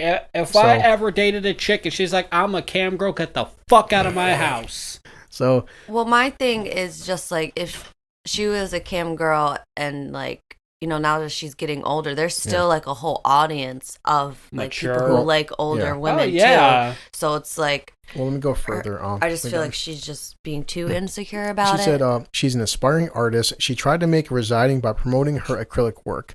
Nevertheless, it wasn't fairly sufficient to completely complement her revenue. At that point, I was like, how can I make money off my art? And that's how I decided to do digital art. That's how I created Coconut Kitty. Coconut Kitty 143, as she thought, is on Instagram, is a vastly well-liked Instagram mannequin and creator on OnlyFans. Okay, so no, it should work.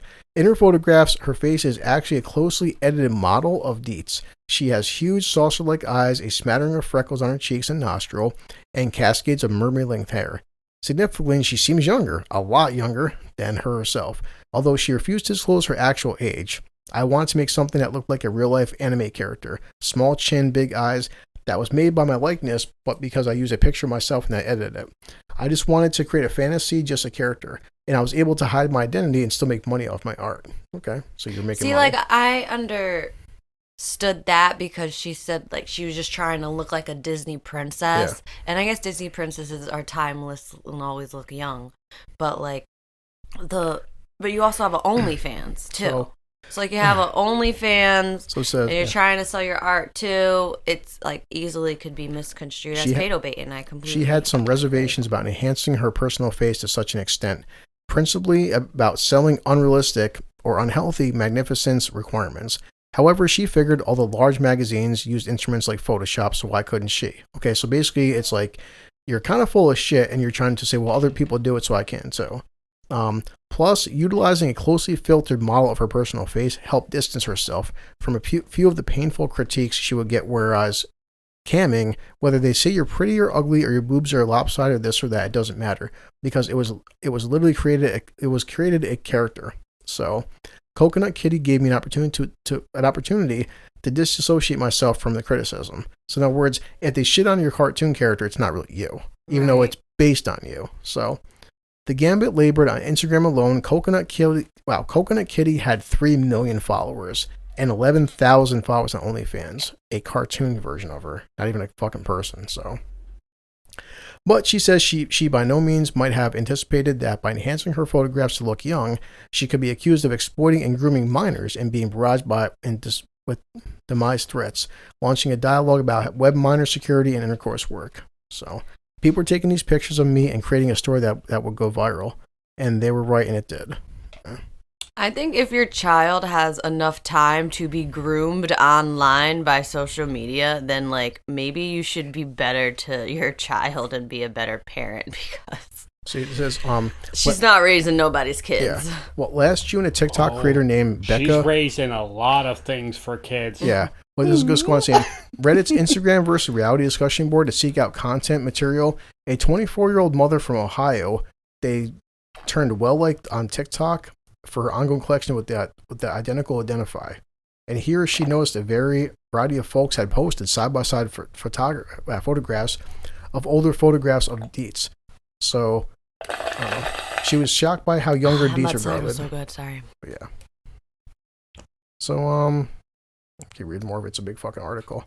So yeah, I just said, I see what you're talking about, Salena, with just like, you know, she's just getting fucking, they're calling it pedo fishing and pedo baiting, not suitable for work pictures, TikTokers. Another TikToker accused Deets of utilizing the child filter on a face app to edit her options. One thing she is denied, saying she interpreted the alleged as a criticism of her enhancing abilities. I'm not going to give away my full secrets. I will say I do not use the child filter. I don't use face app. So, you use something. Like, yeah. I would love to see her acrylic work while she's rubbing her twat. Oh my god, those nails just look amazing. Yeah, it literally looks like a child's face on a woman's body. Yeah, that's fucking disgusting. And why are you self-conscious? You get on cam for thousands, tens of thousands of random fucking dudes spanking it. Am I supposed to say I love you while I'm jerking it? Seriously. Yeah.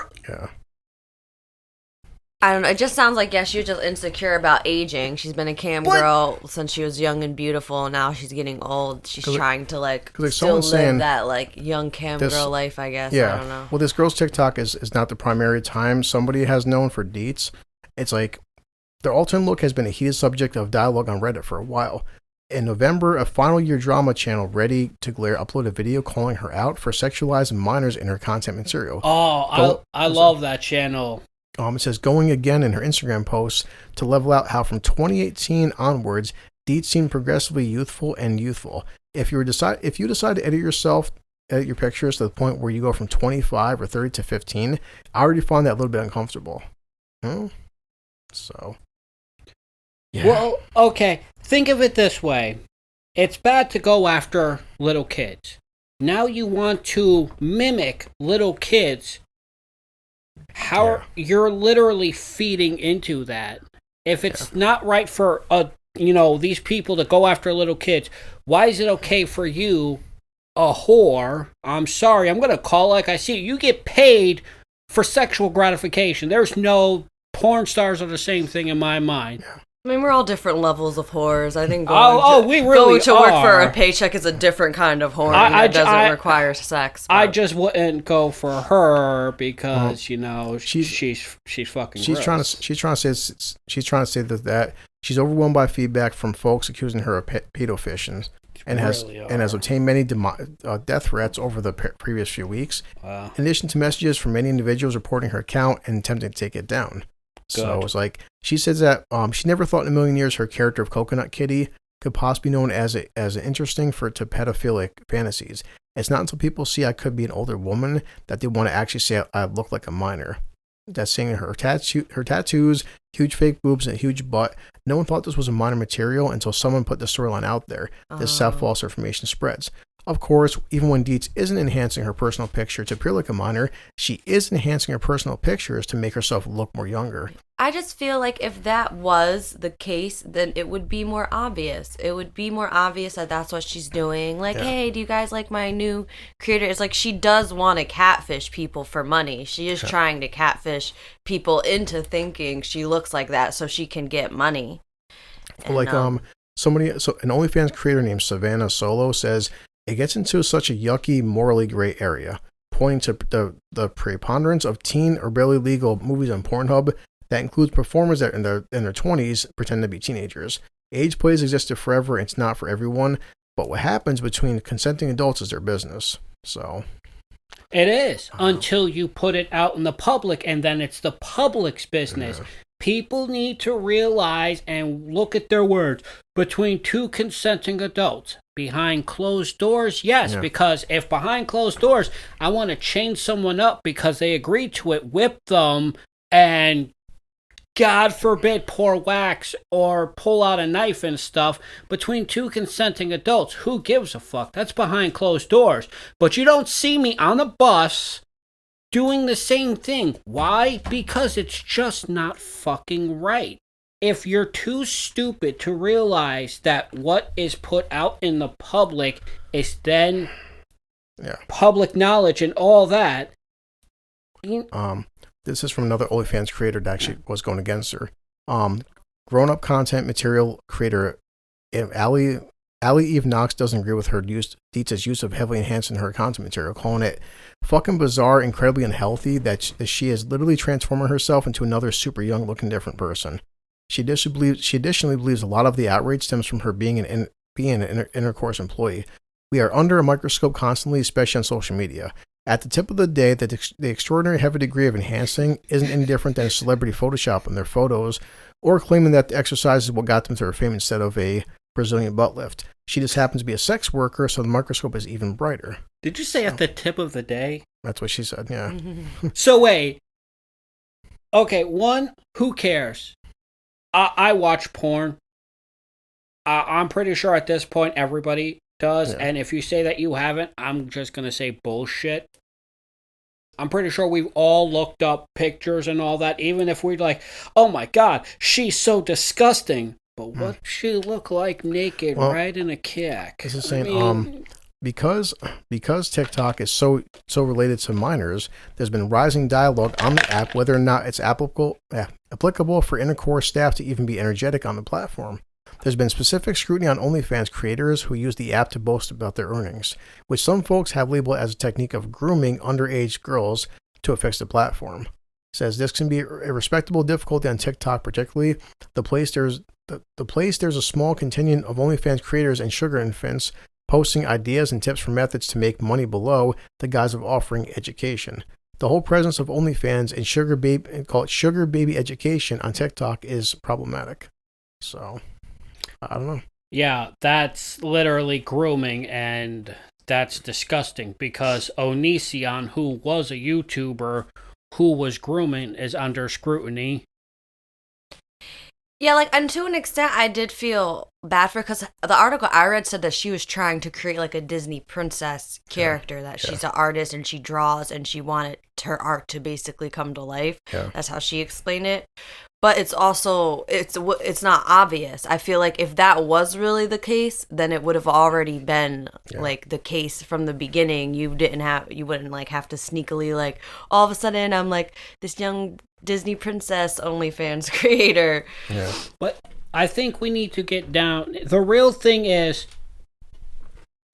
she is what she is. No matter what she tries to do for the rest of her life, she's not escaping this. She chose to be a cam girl. She chose to masturbate, talk all these people into giving her money to join up to watch her night after night, week after week, month after month. Yeah. Okay. You lost your confidence. You want to do something else. Okay, you can do that, but you will now bring the fact that you're still a sex worker. You're still calling yourself a sex worker. Yeah. Therefore, you're bringing that sexuality to a platform that already has a title of being a pedophile haven. Yeah. You're now bringing all these sick fuckers who want to find. What about these unfortunate girls who are maturing physically at a young age? That's true. Yeah. It's not their fault. No. It's their parents' fault. No, it's not the parents' fault. Well, it's not the girl's fault. She's not raising their fucking kids. No, but I'm saying a 15 or 16-year-old who her body might develop really big, really early. Now, someone's going to see Coconut Kitty, and this girl's going to be a target because Coconut Kitty's putting it in these dudes' heads who've been jacking it for months on end. I mean, it's those dudes' fault. They need help the young. Too. But if we say that, then we have to blame these women who give this visual sexualization younger and just built. You need that. No, I mean, I don't think it should be on TikTok. No, it shouldn't. OnlyFans and stuff that's a completely different story. Yeah. I mean, I feel like if you're gonna watch porn and jerk off to the porn, I honestly don't see how you're any better than the actual sex worker. You're pretty much in the same boat as the sex worker. You are also a sex worker, except you're making no money and you're just the consumer. You're a sex consumer. Would you rather be a sex consumer or a sex worker? I really don't see anyone. Just don't look like a child and don't pretend to be a kid, or I'm gonna want to hit you with a fucking brick. I mean, I think I try to listen to Salena and Elliot, and I think basically from what I'm getting from Elliot, it's just saying that for the most part, it seems like you are essentially making teenagers sexualized, because in fact, if you're going to filter yourself, okay, obviously, she's like a slutty Disney princess, is what she's trying to be. but because which is for kids, Disney. She's making herself what she's doing to OnlyFans and an Instagram thing. It's like she's making essentially a character that's 14, 15 years old, that's underage. You're making this character extremely sexual, and you're kind of promoting sex, but you're also promoting very young girls to be sexual and stuff. So I see where Elliot's saying is just be yourself, but don't promote hey, I made a character who happens to be 15 or 16 with massive fucking titties and sexualized, and now my character's got 3 million Instagram followers, and you're gonna have a ton of fucking men, older fucking guys that are gonna see other 14, 15, 16-year-old girls extremely fucking sexual. Mm-hmm. So it's it is and this is with technology, it's gonna keep getting fucking worse, and I never, you're a female, okay, and I never understood this. that this woman's like, well, I do cams all day, and I get sometimes people make fun of me or say things about my body, but you are all three of us. If all three of us takes our fucking shirts off and go on fucking Facebook, I've said this for years. I'm telling my son this when he gets older, you can't expect in this day and age to make a fucking post. And this is, I feel like, I'm not saying girls or guys are different with this, but I know I weigh fucking 215 pounds. I take my shirt off, I don't look like The Rock.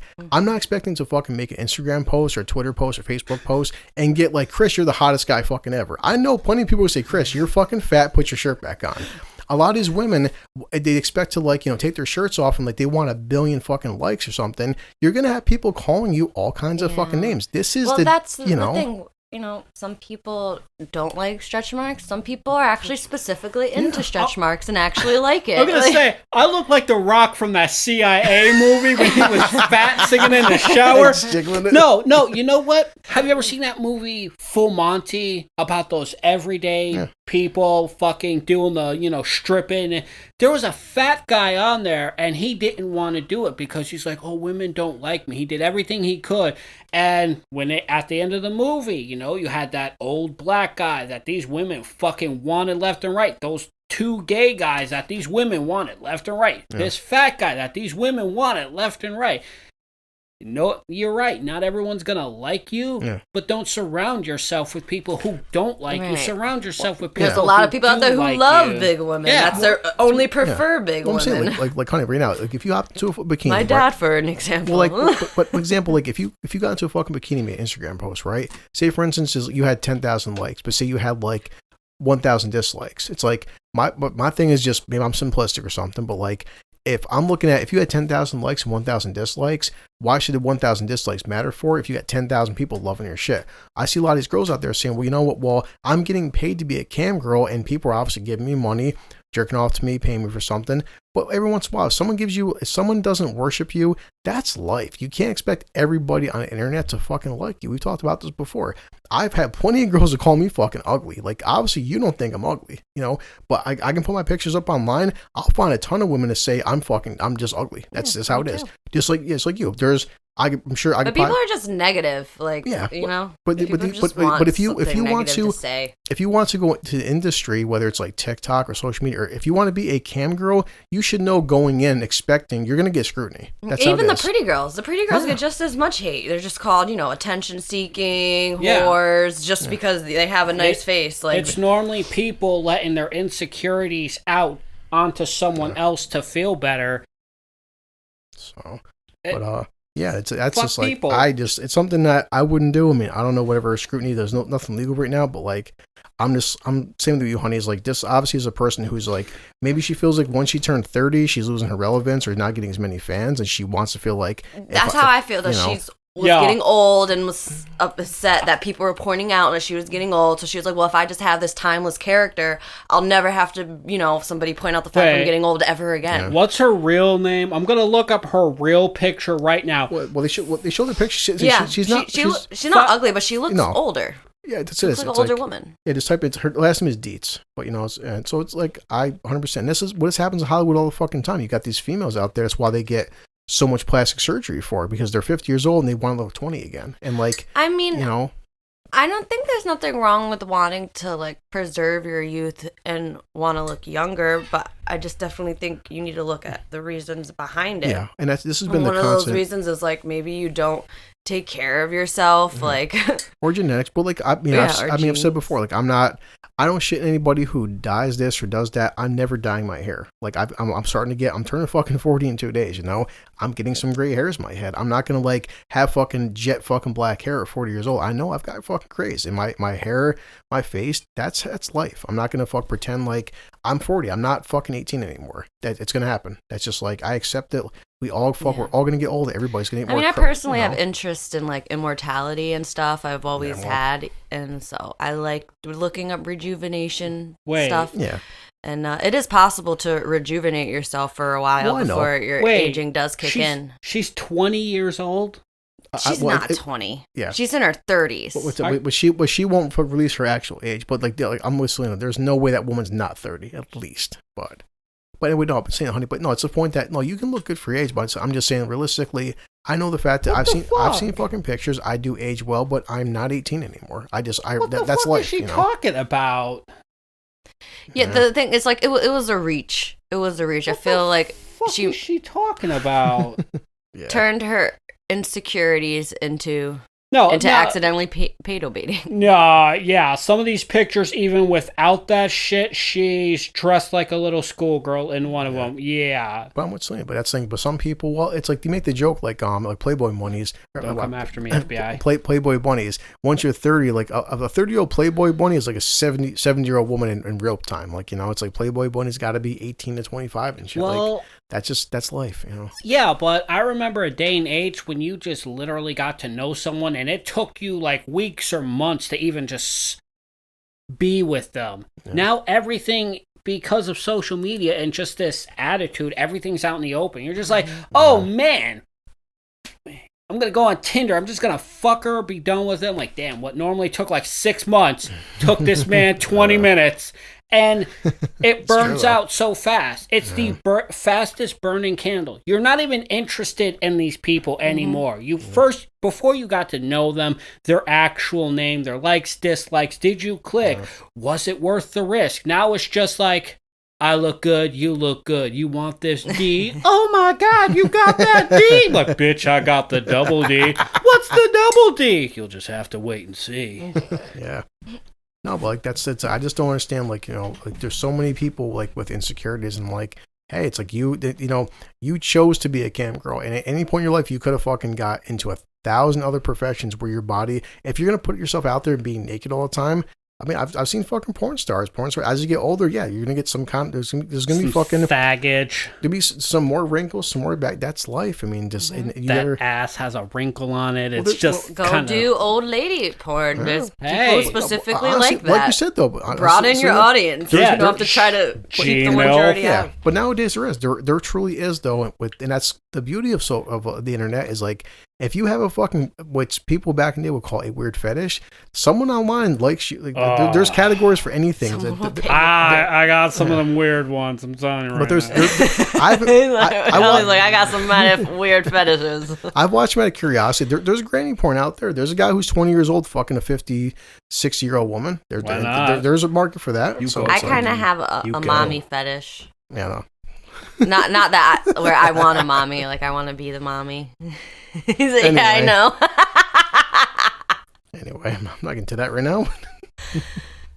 Fucking Chris, you want to know Chris's bab fetish? on his face. I don't have no fetishes. Actually, that's a lie. I have none. Yeah, that's a lie. Oh, I'm a Christian boy. That's a virgin. Me and Selena has this platonic friendship. He wants to be the Hulk. He has a Hulk fetish where he wants to paint himself green and like get all angry at me and it's like, Hulk horny.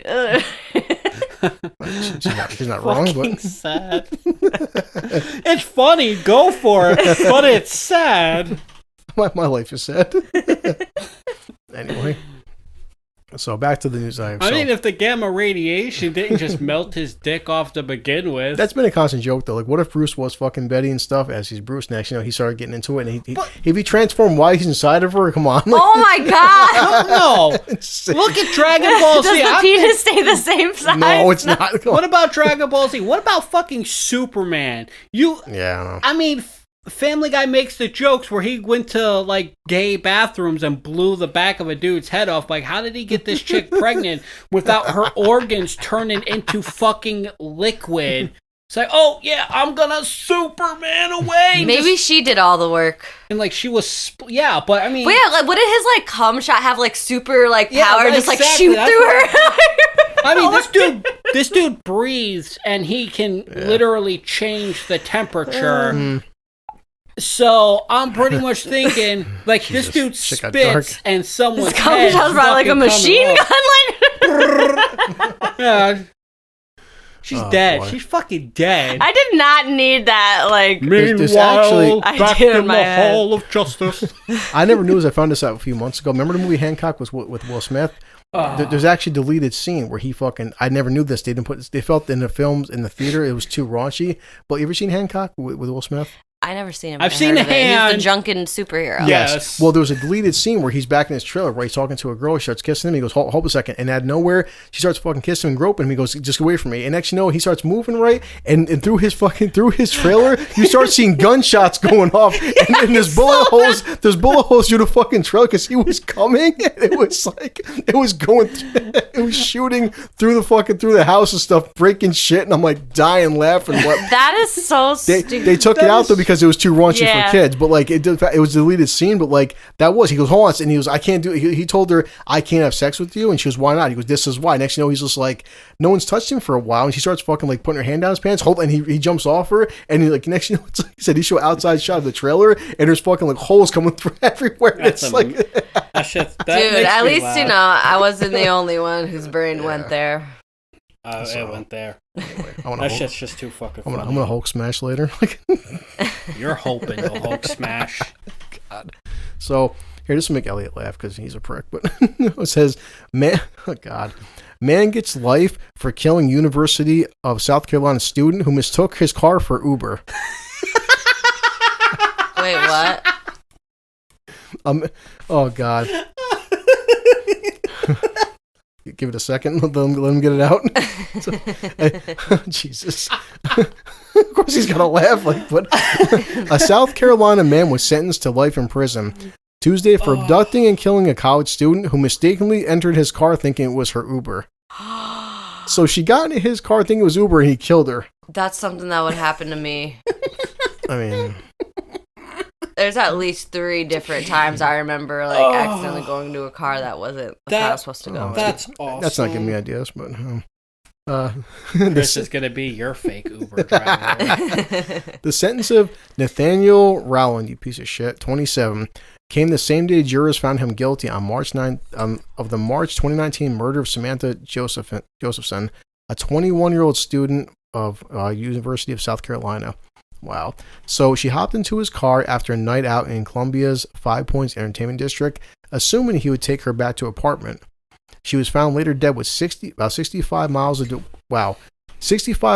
120 stab wounds. For fuck, how do you stab a person 120 fucking times? Well, you start off at 1 and you stop at 120. Jesus Christ! Here you go. I will mimic the action. 1, 2, and 119 later, you stop. Yeah, that's too much. God, maybe it was because she gave him a 1-star review. People are psycho, though. It's like so twisted. But he wasn't an Uber driver. I think she mistakenly took his car for an Uber. And he was a psychopath, and she's a fucking idiot. Wow. How do you not know if it's your Uber or not? Doesn't the app it show tells you? Unless it was a similar car that could have been the case. It says, she was also out having fun with friends. She was probably drunk, obviously, so... this is why people need the buddy system. Buddy system. You never go out alone. Right. Her dreams were my dreams, and her death was my death. I close my eyes and I feel what she endured at his hands. That her mother said on a sentence. And Jesus Christ. During the week-long trial, experts called by the prosecution linked her blood to the inside of his car and the knife and the murder. Wow. Her blood was also found on his bandana and a sock. The fuck? As well as also on cleaning supplies in the garbage behind his ex-girlfriend's house. Wait, so he went to his girlfriend's house and put the fucking evidence in the garbage can? How the fuck did it get on his sock? I have more questions than answers now. What was that sock used for? The judge said she obviously put up an amazing fight against you and left a sufficient trail for the jury to see what you did. He maintained his innocence before being sentenced. His attorneys point out that scientists weren't absolutely certain that her DNA was on the knife.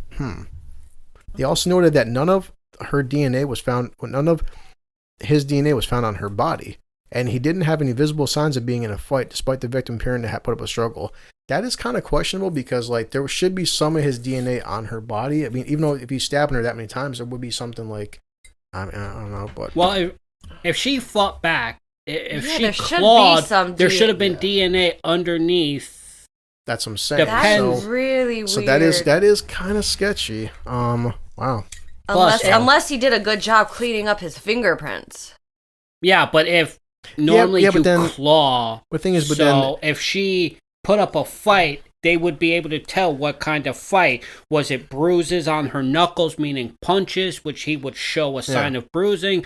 Was it, broken fingernails, which means she clawed? Well, that's what I'm saying. Salena said he also about him cleaning stuff up, but then again, if he did a good job cleaning, they found her blood on his bandana and a sock. So, and also some of her blood on cleaning supplies in the garbage behind his ex-girlfriend's house. So, but wow, who knows? So it's just like, but this brings up a bigger problem. People are so complacent; they'll just get into a stranger's car. Whatever happened to fucking stranger danger? Yeah. Now you're not even looking. You're just getting into someone's car because you think. I'm sorry. Yeah, I get really. I screenshot my Ubers and Lyfts, and I send it to my mom so she knows. I don't use where I'm Uber. at before I even hop in the car. All the fucked up shit that happens on Uber, I don't use Uber at all. Never have, never will. Huh. And people need to fucking have more common sense. Look up. Match the ID. Match the picture. Just don't assume because a vehicle is where you are, it's for you. You're not that special.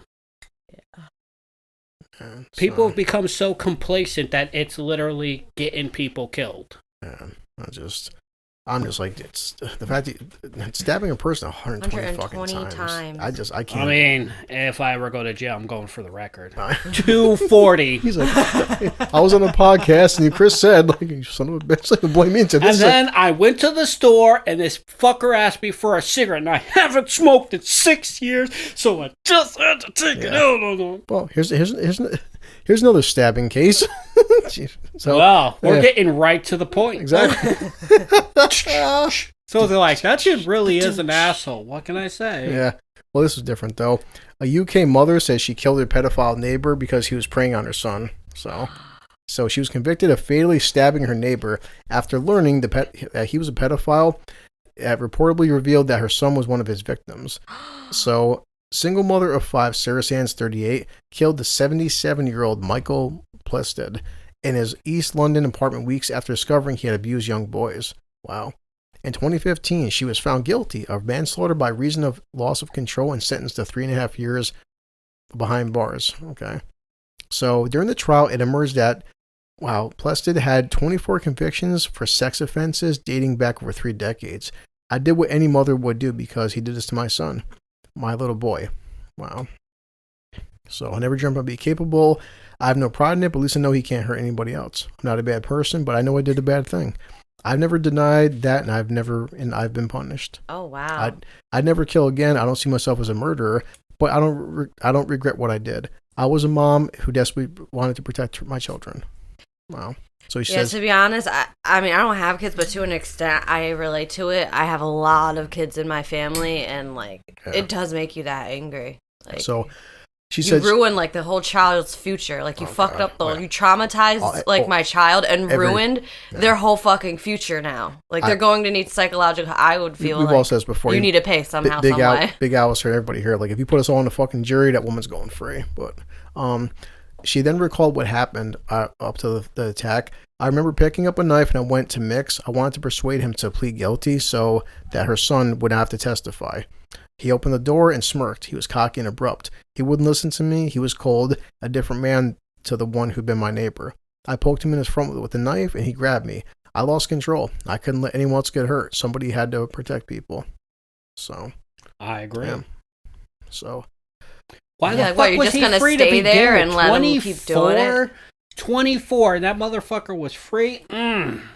They were just, that's asking for trouble. Someone doing that kind of heinous shit, you let them out scot-free, people know about it. What the fuck do they have to be afraid of? What's scary is back in 2014, the guy that she killed offered her then 12-year-old son a job in the shop where he was a volunteer. She said that who thought it would be a very good way for her son to earn some money.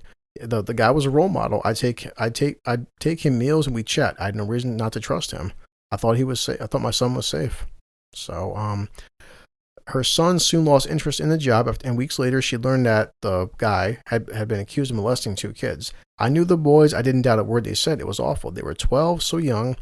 Bradley said nothing, her son. That had happened to him, but he had to give a video statement to the police because he had worked with the guy.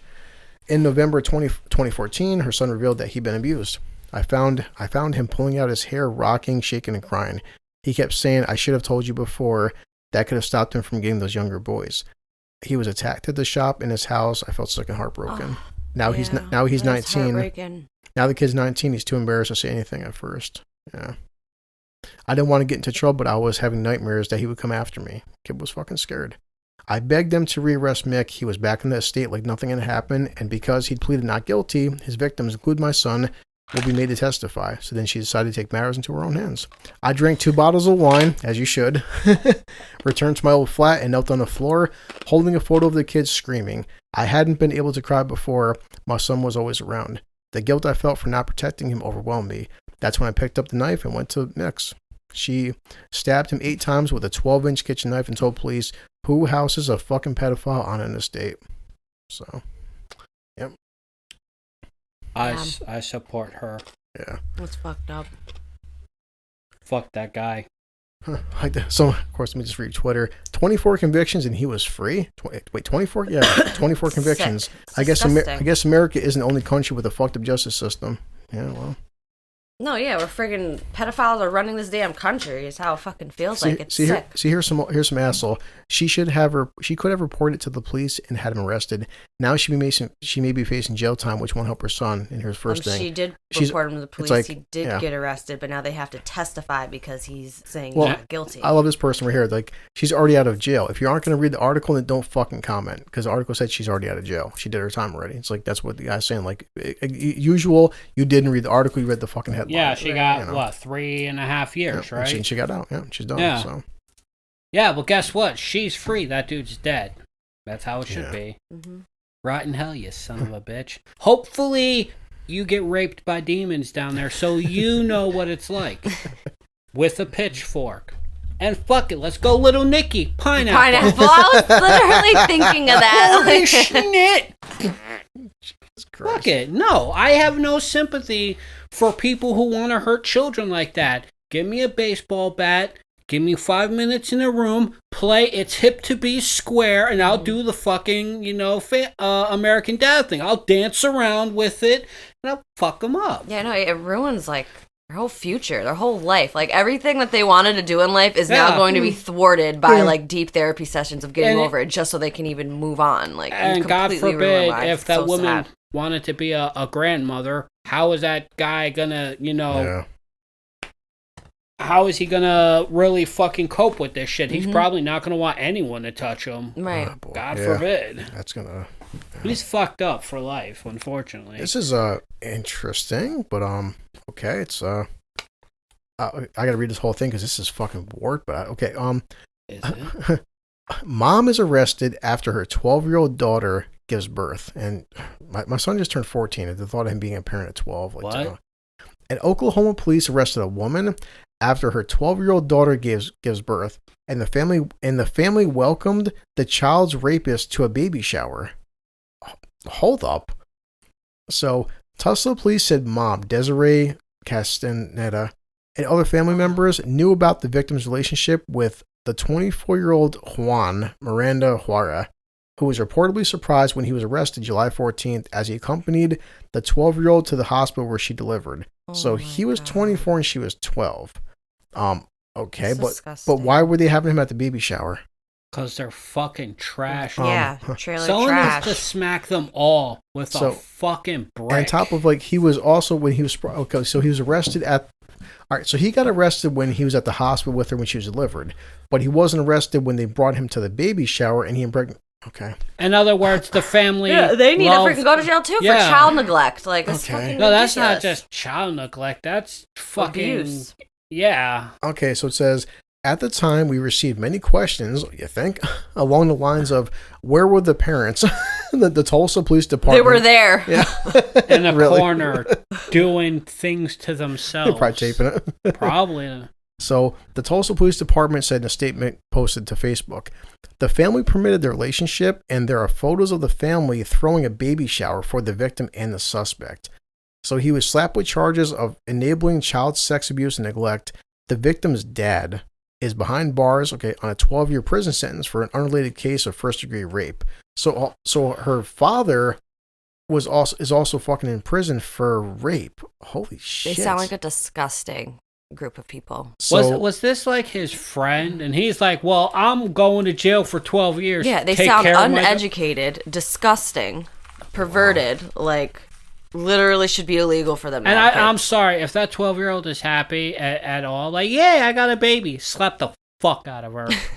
Slap the shit out of her. Well, she's going to end up in fucking foster care now, and her own baby. Well, it says that, her mother was well aware of her relationship. The guy, Miranda Juara, was charged with first-degree rape of a minor when he showed up to the Hillcrest Hospital in Midtown with the victim in mid-labor. When questioned, he admitted he was the father of the unborn child and acted a bit unsure as why the police were involved.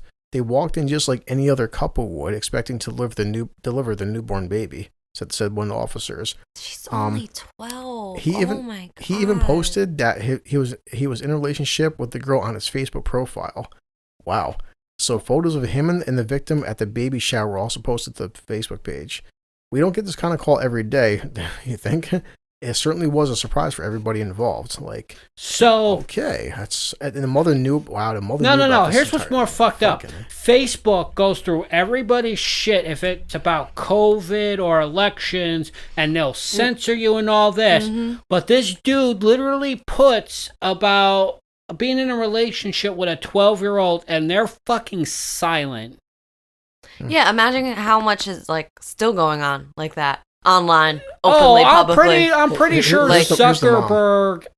Oh my God! Does she look like fucking? She looks like a fucking weird Pixar like she looks creature. Like that Honey Boo Boo's mom. Here's the fucking Twitter. I mean, when you look like a Saturday morning cartoon villainess, I guess you're kind of doomed. Like, she does. Someone's like, add a second charge for those eyebrows. No, see, that reminds me of that Honey Boo Boo shit when the mother brought back the dude who was molesting one of her daughters. And she was so proud of it. And then everyone's like, why did they get rid of the TV show? Because that last dude was the dude that was molesting her fucking children. This guy's like, the Joker called, he wants his eyebrows back. Jesus Christ. Fucking gross. Hit that bitch in the face with a metal baseball bat. Oh boy. It's just weird. Like, don't get me wrong, like, you can be perverted, like, but like, go be perverted in ethical ways. Like, why fucking drag children into it? Just boggles my fucking mind. Trust me. It makes me sick to my stomach. There's shit around this world that if you knew, you would fucking vomit. Well, we're doing some of it. No, I'm not surprised. No. Africa, for one. People fuck so even infants thinking it will cure STDs. That was fucking Book of Mormon. It's disgusting. No. Seriously, in Africa, there's an organization trying to stop these men who are fucking kids as young as like 8 months old because they think that deflowering a virgin will cure like their HIV or AIDS. Yeah. And that's what's causing the pandemic to be so much worse over there. And some people are just like, no, that's cool. I'm like, no, man, if I went over there, give me a machine gun, fuckloads of ammo, and just, I'm going Rambo. Like, you did what's wicked? Hold on. Just fucking first blood. They drew first blood. Like, no, I agree. I actually remember watching that on Oprah, something like that. I forget the celebrity. I think his name was Ricky Lake. I forget the song that he sings. Living La Vida Loca. Ricky Martin. Ricky Martin, I think, was on Oprah, and he did a lot of work in Africa, he said, because he was just visiting one day, and a man did go up to him and offered like a baby, like, would you like to buy this baby from me? And he said it broke his heart. Like, it was just so scary that stuff like that was going on. He ended up doing like work over there. That's why I laugh. People are like, oh, well, the stuff in America, man, I'll take this shit over what's happening in the rest of the world. Yeah, like you can hop off a plane in Africa and literally be offered babies. Middle East, Thailand, fuck it. So, where like these teachers from the United States go for little boys in Thailand. I do admit now that we've been talking to Salena and Elliot a lot about the whole Britney Spears stuff and everything. After this, I'm going to start following her on Instagram because, it says Britney Spears, she made a 4 topless shot stirs fan concerns. So Britney's been putting up pictures on Instagram with her topless. Okay. So, I mean, Britney's probably already seen it. Like, no, she's covering her boobs. She's wearing. Yeah, look right here. She's covering her boobs with her hands. So, but she's topless. Yeah. What's Looks the difference like most of the shit she wears. Yeah. Wait, so what's the difference between that and her first music video where she had a shirt Yeah, so where she wanted to portray like a 13-year-old schoolgirl. So Britney Spears has gone topless on Instagram for the fourth time this week. What, fourth time this week? Jesus. While fans initially praised the star for her new sense of personal freedom, now people are concerned. So she shared a clip of herself staring at the camera while covering her chest with her hands Friday evening, reminiscent of her previous 3 posts, finding the star rocking nothing but denim cutoff shorts on a windy day. Many fans, while supportive of the singer's previous posts, are now concerned. And something suspicious is going on, commented some fans. And of course, I live for the day for the conservatorship ends and Britney can now finally tell us the truth, what's going on. So, yeah. Or why not? Don't blame conservatorship. Why don't you find out what the fuck is really going on and blame the real shit that's happening instead of making bullshit excuses?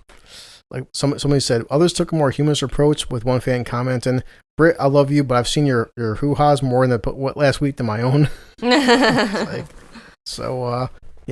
I just had to look at this because like I'm reading the fucking the Twitter comments. He's like, some guy, Carolyn Snow. She's like, free me, you get to free these. Well, the frees them every time she takes off her shirt at home. She's just desperate for attention. That's why you put up pictures like that. You want people to see it. I mean, I think there's nothing wrong with wanting attention. No, there's not. But the thing is, like I said, the moment you put it on social media, it doesn't matter what people do to it. It's no longer your it's on property. The internet forever. Yeah. It's almost like that's the fans' titties now. Like 200 fucking likes. Someone named Caroline Snow said, "If my tits were this good, I'd be posting them too." Caroline, I'm pretty sure your tits might be better. Who cares if they sag a little bit? Nothing wrong with that. So for 40 years old, she's It is some nice jugs. Say. What, course, did she do the same picture? It's just that one right there. Hey. My God. I would fucking wreck her in those ones. What the fuck? Yeah, this girl says, and she put down perfection. Of course, she had 100 likes. God. Oh, boy. So. I mean, I'm not into fake blondes, but, I think I told someone, you don't want to know the one thing I want to find in this world? A real blonde. Like, what harder to find than a unicorn? A real blonde. They just looked at me like, real. What? I'm like, yeah. Let's find one together. Let's take even like real blondes, they even dye their hair to be blonder. Exactly. Then the roots come out black, and I'm like, you said you were real blonde, and you said you loved me. Yeah, well, one is worse than the other, and that's your fucking hair. These are just dark articles, but that's why I can't do this without Elliot being here, and this is my last one I'm pulling up for the night, and hope I can find something comical at least, but like... I'm laughing hard because I can hear Elliot, but this just says right here, oh God, news, Baltimore aunt found with decomposing niece and her nephew in the trunk of her car. What? Her aunt found her niece? No, yeah, the aunt found with her niece and nephew decomposing in her trunk. Please tell me their names weren't Hansel and Gretel. Jesus. A Baltimore woman was arrested after cops found the starved and decomposing bodies of her niece and nephew in the trunk of her car at a traffic stop. She's 33 years old. Nicole Johansson was charged with first-degree child abuse resulting in death after Thursday's gruesome discovery. Damn. How did they find it? She was pulled over after 11 p.m. for driving without a license and with fake temporary tags and registration. She was told the car would have to be towed. It don't matter. I won't be here in 5 days. Y'all going to see me on the news making my big debut. Officers smelled something, as she took items out of their car. She tried to cover a suitcase with a blanket as she removed it before a body was exposed. Wow. She tried to flee, but the cops caught her. The children, later identified as her niece and nephew, were 7 and 5 years old. They were severely malnourished, according to the Sun. Hold up. I am. Strong stomach here, boys. The girl weighed only 18 pounds, while her brother weighed 20 pounds. According to doctors, it would have taken several months of malnourishment to attain these weights. Fuck. So, she admitted to detectives that she had been driving around with the corpses in her trunk for months. Jesus Christ. So, wow. Okay. The girl, she told investigators she hit the girl several times, causing the girl's head to hit the floor. Johansson then put the child in a suitcase in the trunk of her car. She said 2 months ago, little Larry went to sleep after feeling tired and never woke up. Wow. So, I'm like traumatized from that. Yeah, That was so- recently. And where was that? I want to this beat that happened- bitch to death Oklahoma. with my bare hands. Let me just finish this then. She told detectives she had been responsible for the children since 2019 when her sister moved from Maryland to Ohio and she could no longer care for them. I don't know what to say, but I know they both have to be buried. Please help me. My babies are gone for no reason. The children's mother wrote and since deleted. You fucking neglected your kids. Well, what's funny is How did you not know what was happening to them? the mother made now a you care. The mother made a Facebook post and then a GoFundMe page to help cover the funeral costs. Wow. So the fundraising page has since been closed and she's found someone that will do it for free. Fucking Christ. That was really Fuck her. depressing. She's just as bad I'm as like the aunt. so Fuck depressed her. now Well, this from that. happened I in feel Baltimore. So bad. But like Elliot would say. In Baltimore? Yeah. In Massachusetts? Well, Maryland. It's Wait, Baltimore, Baltimore's in Boston, Yeah. Massachusetts. Sorry. Misconstrued cities. But no, Someone that's should fucked beat up. them both. This is fucked up. The mother has no right. I didn't say this. I'm just there's someone named Margaret. Yeah, the mother should be in jail too for neglect. I'm sorry, but this is fucked up. But someone like Margaret's like, this is tragic, but you can bet somebody's gonna use the race car to free her. No. Oh Christ! Yeah, I mean, she was a black woman. Not that I care, but it's just. Oh, see, I didn't even care about that. Oh yeah, I'm just reading comments on Twitter. But, Jesus fucking Christ. Someone needs But, to beat that bitch to death with their bare fists. Yeah, well, it's. Who cares if she starts crying? I didn't do anything wrong. Neither did those Or kids. yeah, do But this. guess Yeah, what? starve her and see how she fucking Yeah, feels so- and have her suffer the same How way about they I did. fucking bang that But bitch's I mean, I head said against the floor and toss her in a trunk? I personally, it's depressing, but every once in a while, I would just I'll keep saying as long as we're doing this podcast, like to keep people in check. Well, like Elliot would just say, like, hey man, truth is stranger than This is fiction. why I don't care to even more make fucked new up. friends. Like people are so sick and Oh, disgusting. Like I have my own shit that I have to sift through my damn self, but like that's Well- just like whole other level, like pure evil, like just pure evil.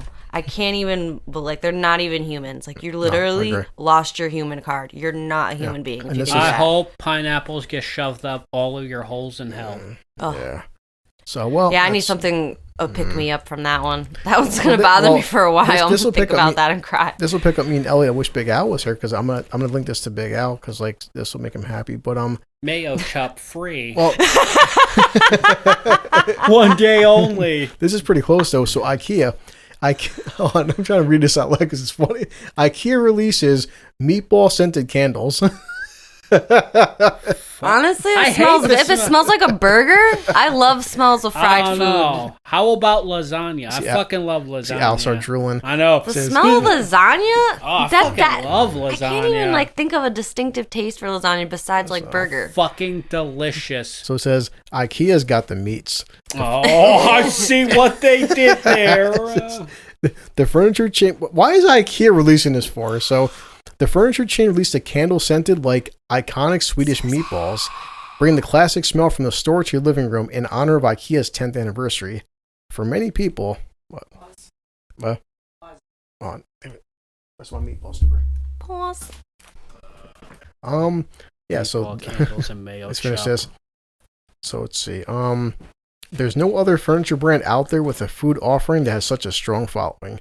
So for the IKEA family 10-year anniversary, we thought it would be fitting to create something unexpected that our IKEA family members and meatball superfans would love. And yes, it does smell like IKEA meatballs. It's part of the company's limited edition IKEA store in a box promotion. So, yeah, cool. Fuck, I'd rather have bacon. Bacon scented candle sounds Yeah. good too. Bacon scented condoms. Here goes Ooh. Twitter. Candles. Twitter's like, With bacon grease on it. like this ass said, now why the fuck? I ain't gonna lie though, the meatballs and the ones at Dollar Tree are really good. I'm ashamed to admit it. But it says vagina candles and meatball candles. The 21st century kicks ass.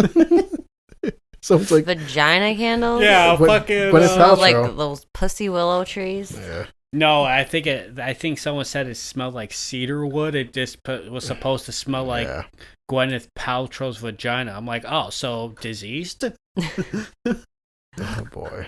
So, Like a decaying. Like Gwyneth bird? Paltrow's This- vagina oh, smells like cedar. real quick, What? I gotta fuck pull this up. I gotta find. Hold on. Fucking Twitter, goddamn, got me again. Nassau County bill is gonna allow cops to sue protesters who seriously annoy them. Awesome. Awesome. I I gotta pull fucking this, come love on. that. It says, Fucking love that. You know, in Florida, you can run them over if they're trying to block your exit. You can run over protesters. I'm like, I want to go to Florida. Sure, why'd you run over all those families? They were blocking my way and protesting. so, all right, this is a proposed law in Nassau County, Long Island.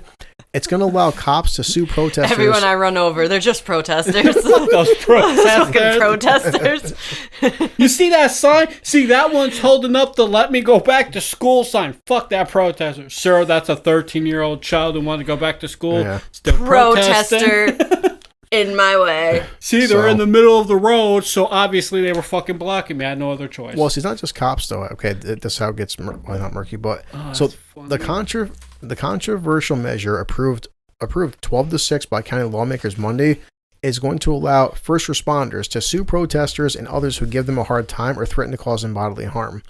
The proposal from the GOP-led county board comes in the wake of last summer's widespread clashes between police and Black Lives Matter protesters following George Floyd, and the bill still needs to go to county executive, who said she would consult with the state office attorney generals. I'm proud of the dedicated first responders who made Nassau the safest county in America, and I will continue to stand against defunding the police. The bill condemns organized mob violence, saying it undermines the foundations of law, democracy, and ordered liberty. The bill cites state law that identifies harassment as an attempt to alarm or seriously annoy another individual.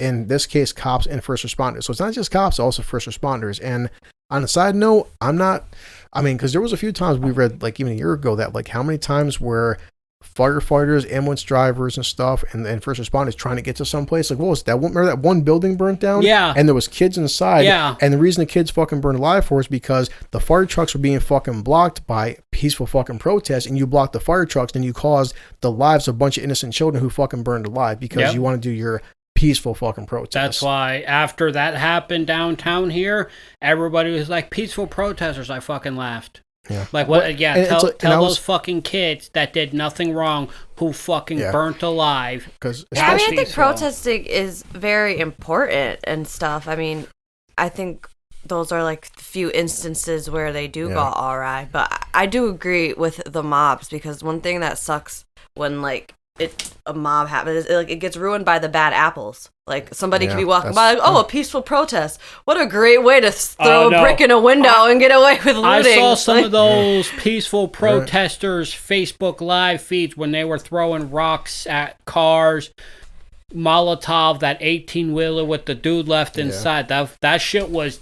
I saw the destruction those nights. Yeah, that was. I feel like that's just ruined by the bad apples, because I hear a lot of peaceful protestings more often that are actually peaceful. You know what? The ones in Schenectady, the Black Lives Matter protests in Schenectady and other areas, those were all peaceful, no casualties whatsoever. But I want to make one that was like, your lives don't matter, and just and run them all over. You guys are all protesters. I must run you over. Well, see, this is this is what scares me though. Is like the numbers. Okay, so. This stipulates that the measure does not excuse or minimize the gravity of incidents of police misconduct that have occurred in this county. Okay. But then, if signed, Nassau cops will be allowed to sue for up to $20,000 for each violation, up to $50,000 if they occur during a riot. But so they better have some very serious data, because now because a cop could say like, hey, Salena harassed me, I'm suing her for $20,000. Yeah. Because the thing is like, well, if they have body cams, it'd be probably pretty easy to prove if they're being harassed. So.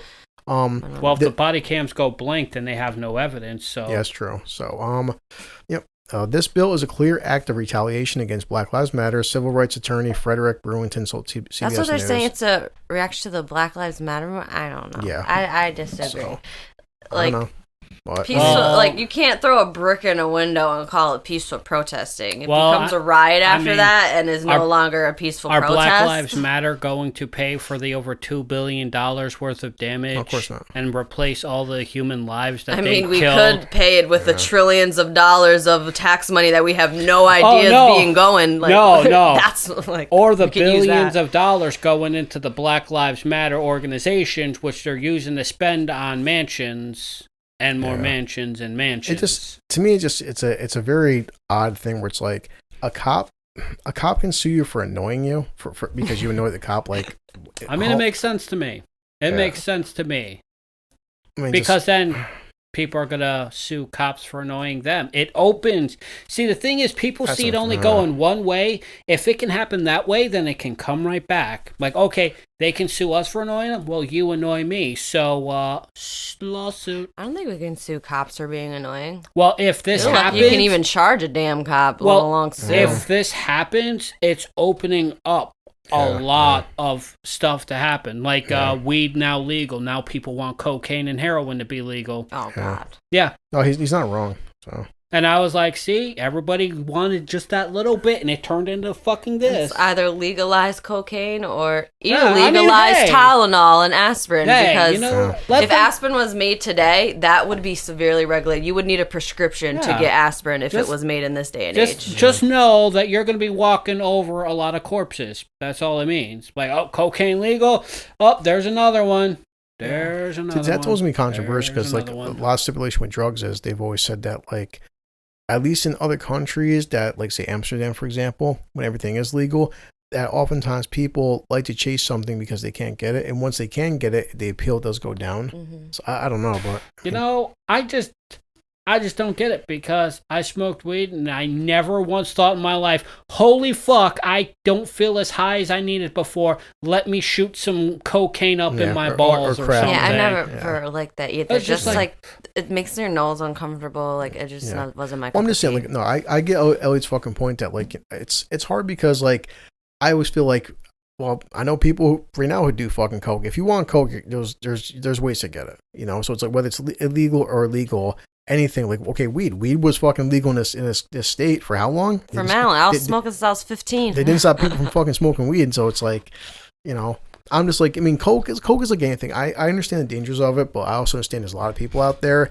that do coke and they work productive 9 to 5 jobs. Sugar is more addictive than cocaine. Technically, more people are dying from their sugar addiction than cocaine addiction. You actually might. Well, I mean, I definitely agree, Elliot. Like, I don't think it by any means like anybody's. I've smoked fucking weed and it does not like shit. I'm high now. I want to go do fucking. I want to do an 8-ball. You know? About weed for me is I've like genuinely really like being high because when I stopped smoking for a few days and stopped drinking and then I had like my first beer and first blunt after a while, I didn't like the alcohol at all. I was like, the alcohol made me feel funny. I hate the feeling of getting high now. But when I smoked weed, I was like, oh my God, like this feels so good. I understand why I smoke so much now after not having it for a while.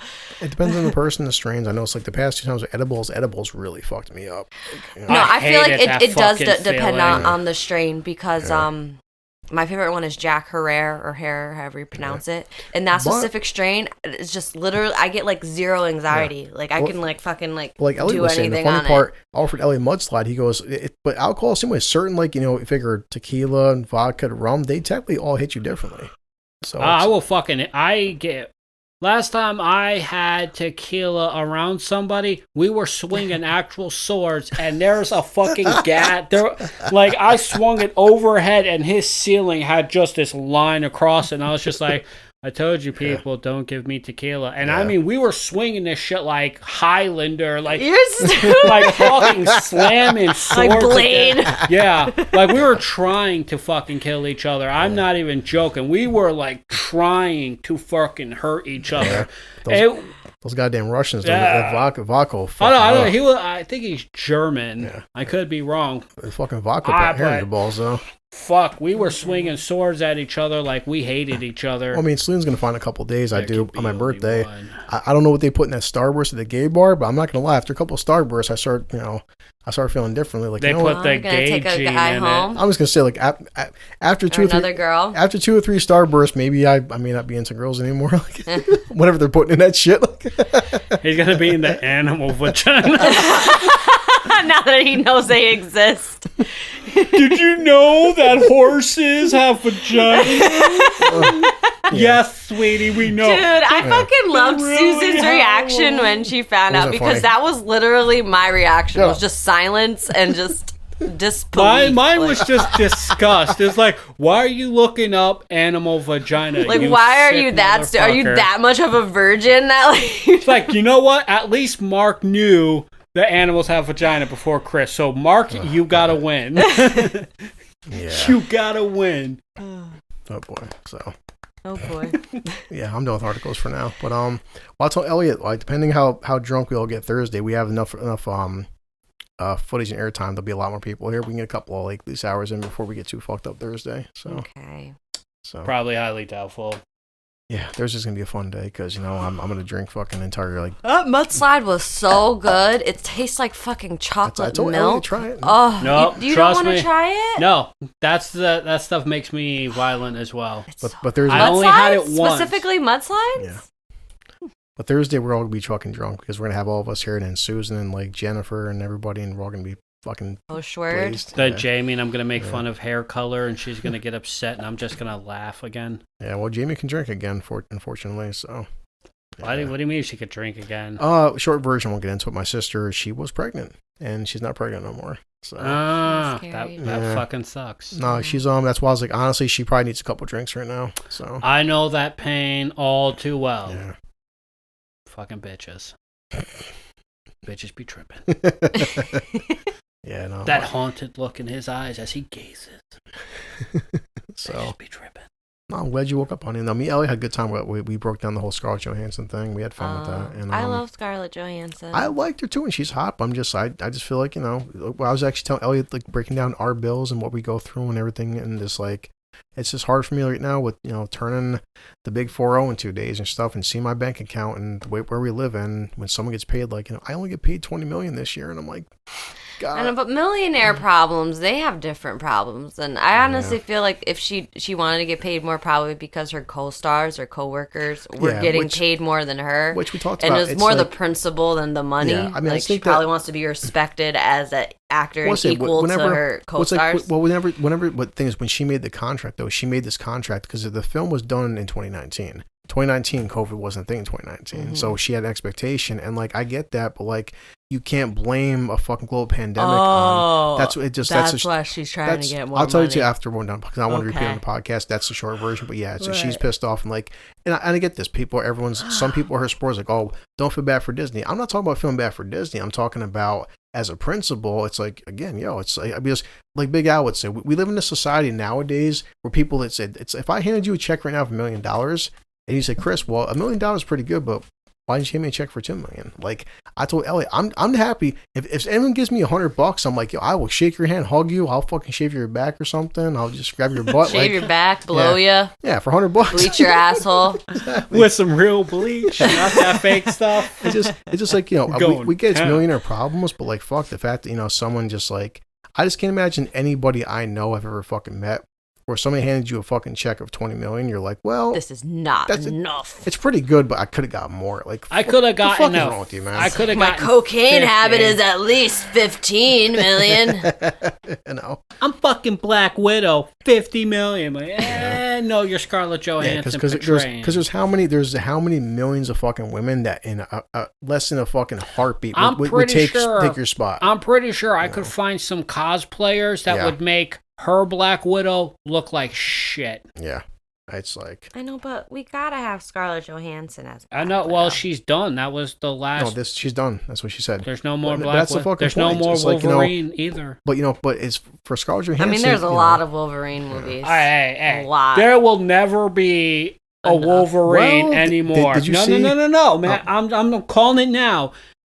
For 17 years, Hugh Jackman was Wolverine. That's like half of my life. Hugh Jackman is Wolverine. Did you see 2 weeks ago? No, fucking Wolverine put out a fucking tweet. He was talking with Kevin Feige about fucking possibly Wolverine coming back because now that the mutants are coming to the MCU, he said possibly Wolverine's return. I'll watch him as Wolverine. I will not watch anyone else. If he comes back, man. If he comes back, I'm fucking putting. I'm. Yeah, we did almost 3 hours, honey. I'm glad you woke up. You get your little nap in. No, you were tired, so. But any goodbyes? Adios, au revoir. Tell Elliot to do his bye. His Spanish woman voice. Spanish. No, senor. Is Mr. Superman home? No, Superman no home. I want a corpse blood in my mouth. ¿Por qué? It's like the Spanish guy's going to Home Depot. It's like you have to go to Home Depot. Fucking asshole. Sarah will clean your windows for $2. They better be spotless. Yes, spotless, senor.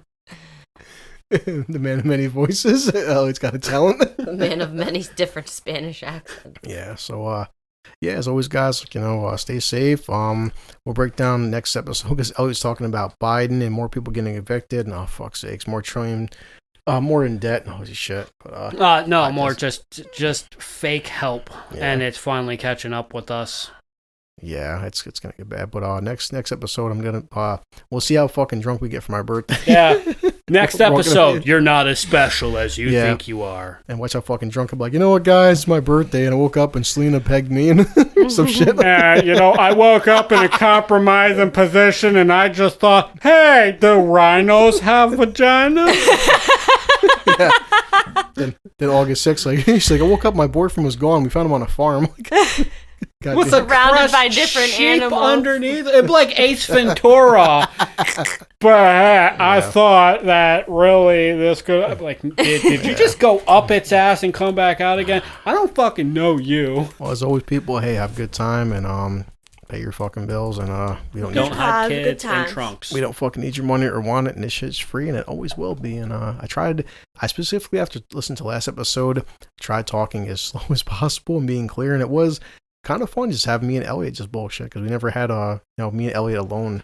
And Salena had to join us. Well, you had to join it. You had to fuck up our our. Yeah, I had to come in when you guys were like talking about how much you resent women. Which don't get me wrong, like I can't stand like when guys like talk about like how nice they are. Like I'm so nice and girls don't ever talk to me. I'm a piece of shit. But then they're really assholes. I don't know why people like think Chris is I'm really nice. an asshole. Chris is really a douchebag, and he's like, I'm nice to all these women. I tell them everything I want to hear. I send them poems. I freaking like Google like what women want to hear, and I copy and paste, and I'll send it to them. And I'm so nice. I'm so fucking nice. I mean, and I fucking laughed at this fat bitch falling the other day, and I freaking make fun of everybody. I think everybody's fine. I'm really an asshole. And she's the fact that these women can't believe that I'm a nice person boggles my mind. I'm a piece of shit. Prove it. Well, episode 7, I was kind of drooling looking at your sister's titties for like an hour straight. I'm a piece of shit. No regrets. He's a nice guy. No, I'm not. See, reverse psychology. I say I'm a piece of shit. They say I'm nice. It works. See, maybe that's what they got going, because I feel like if you're dating an actual asshole, you at least know that they're an asshole. They're not changing, or like they're not saying what you want to hear, or pretending to be a nice person. I came home late and he didn't cook. Well, you knew he was an asshole. I know, but still. But you knew he was an asshole. I know. End of argument. Now I think like maybe girls, it's not that girls don't like nice guys, it's like girls just don't like fake guys. And most of the nice guys are actually really assholes. Well, and they're just being fake and they can see through it.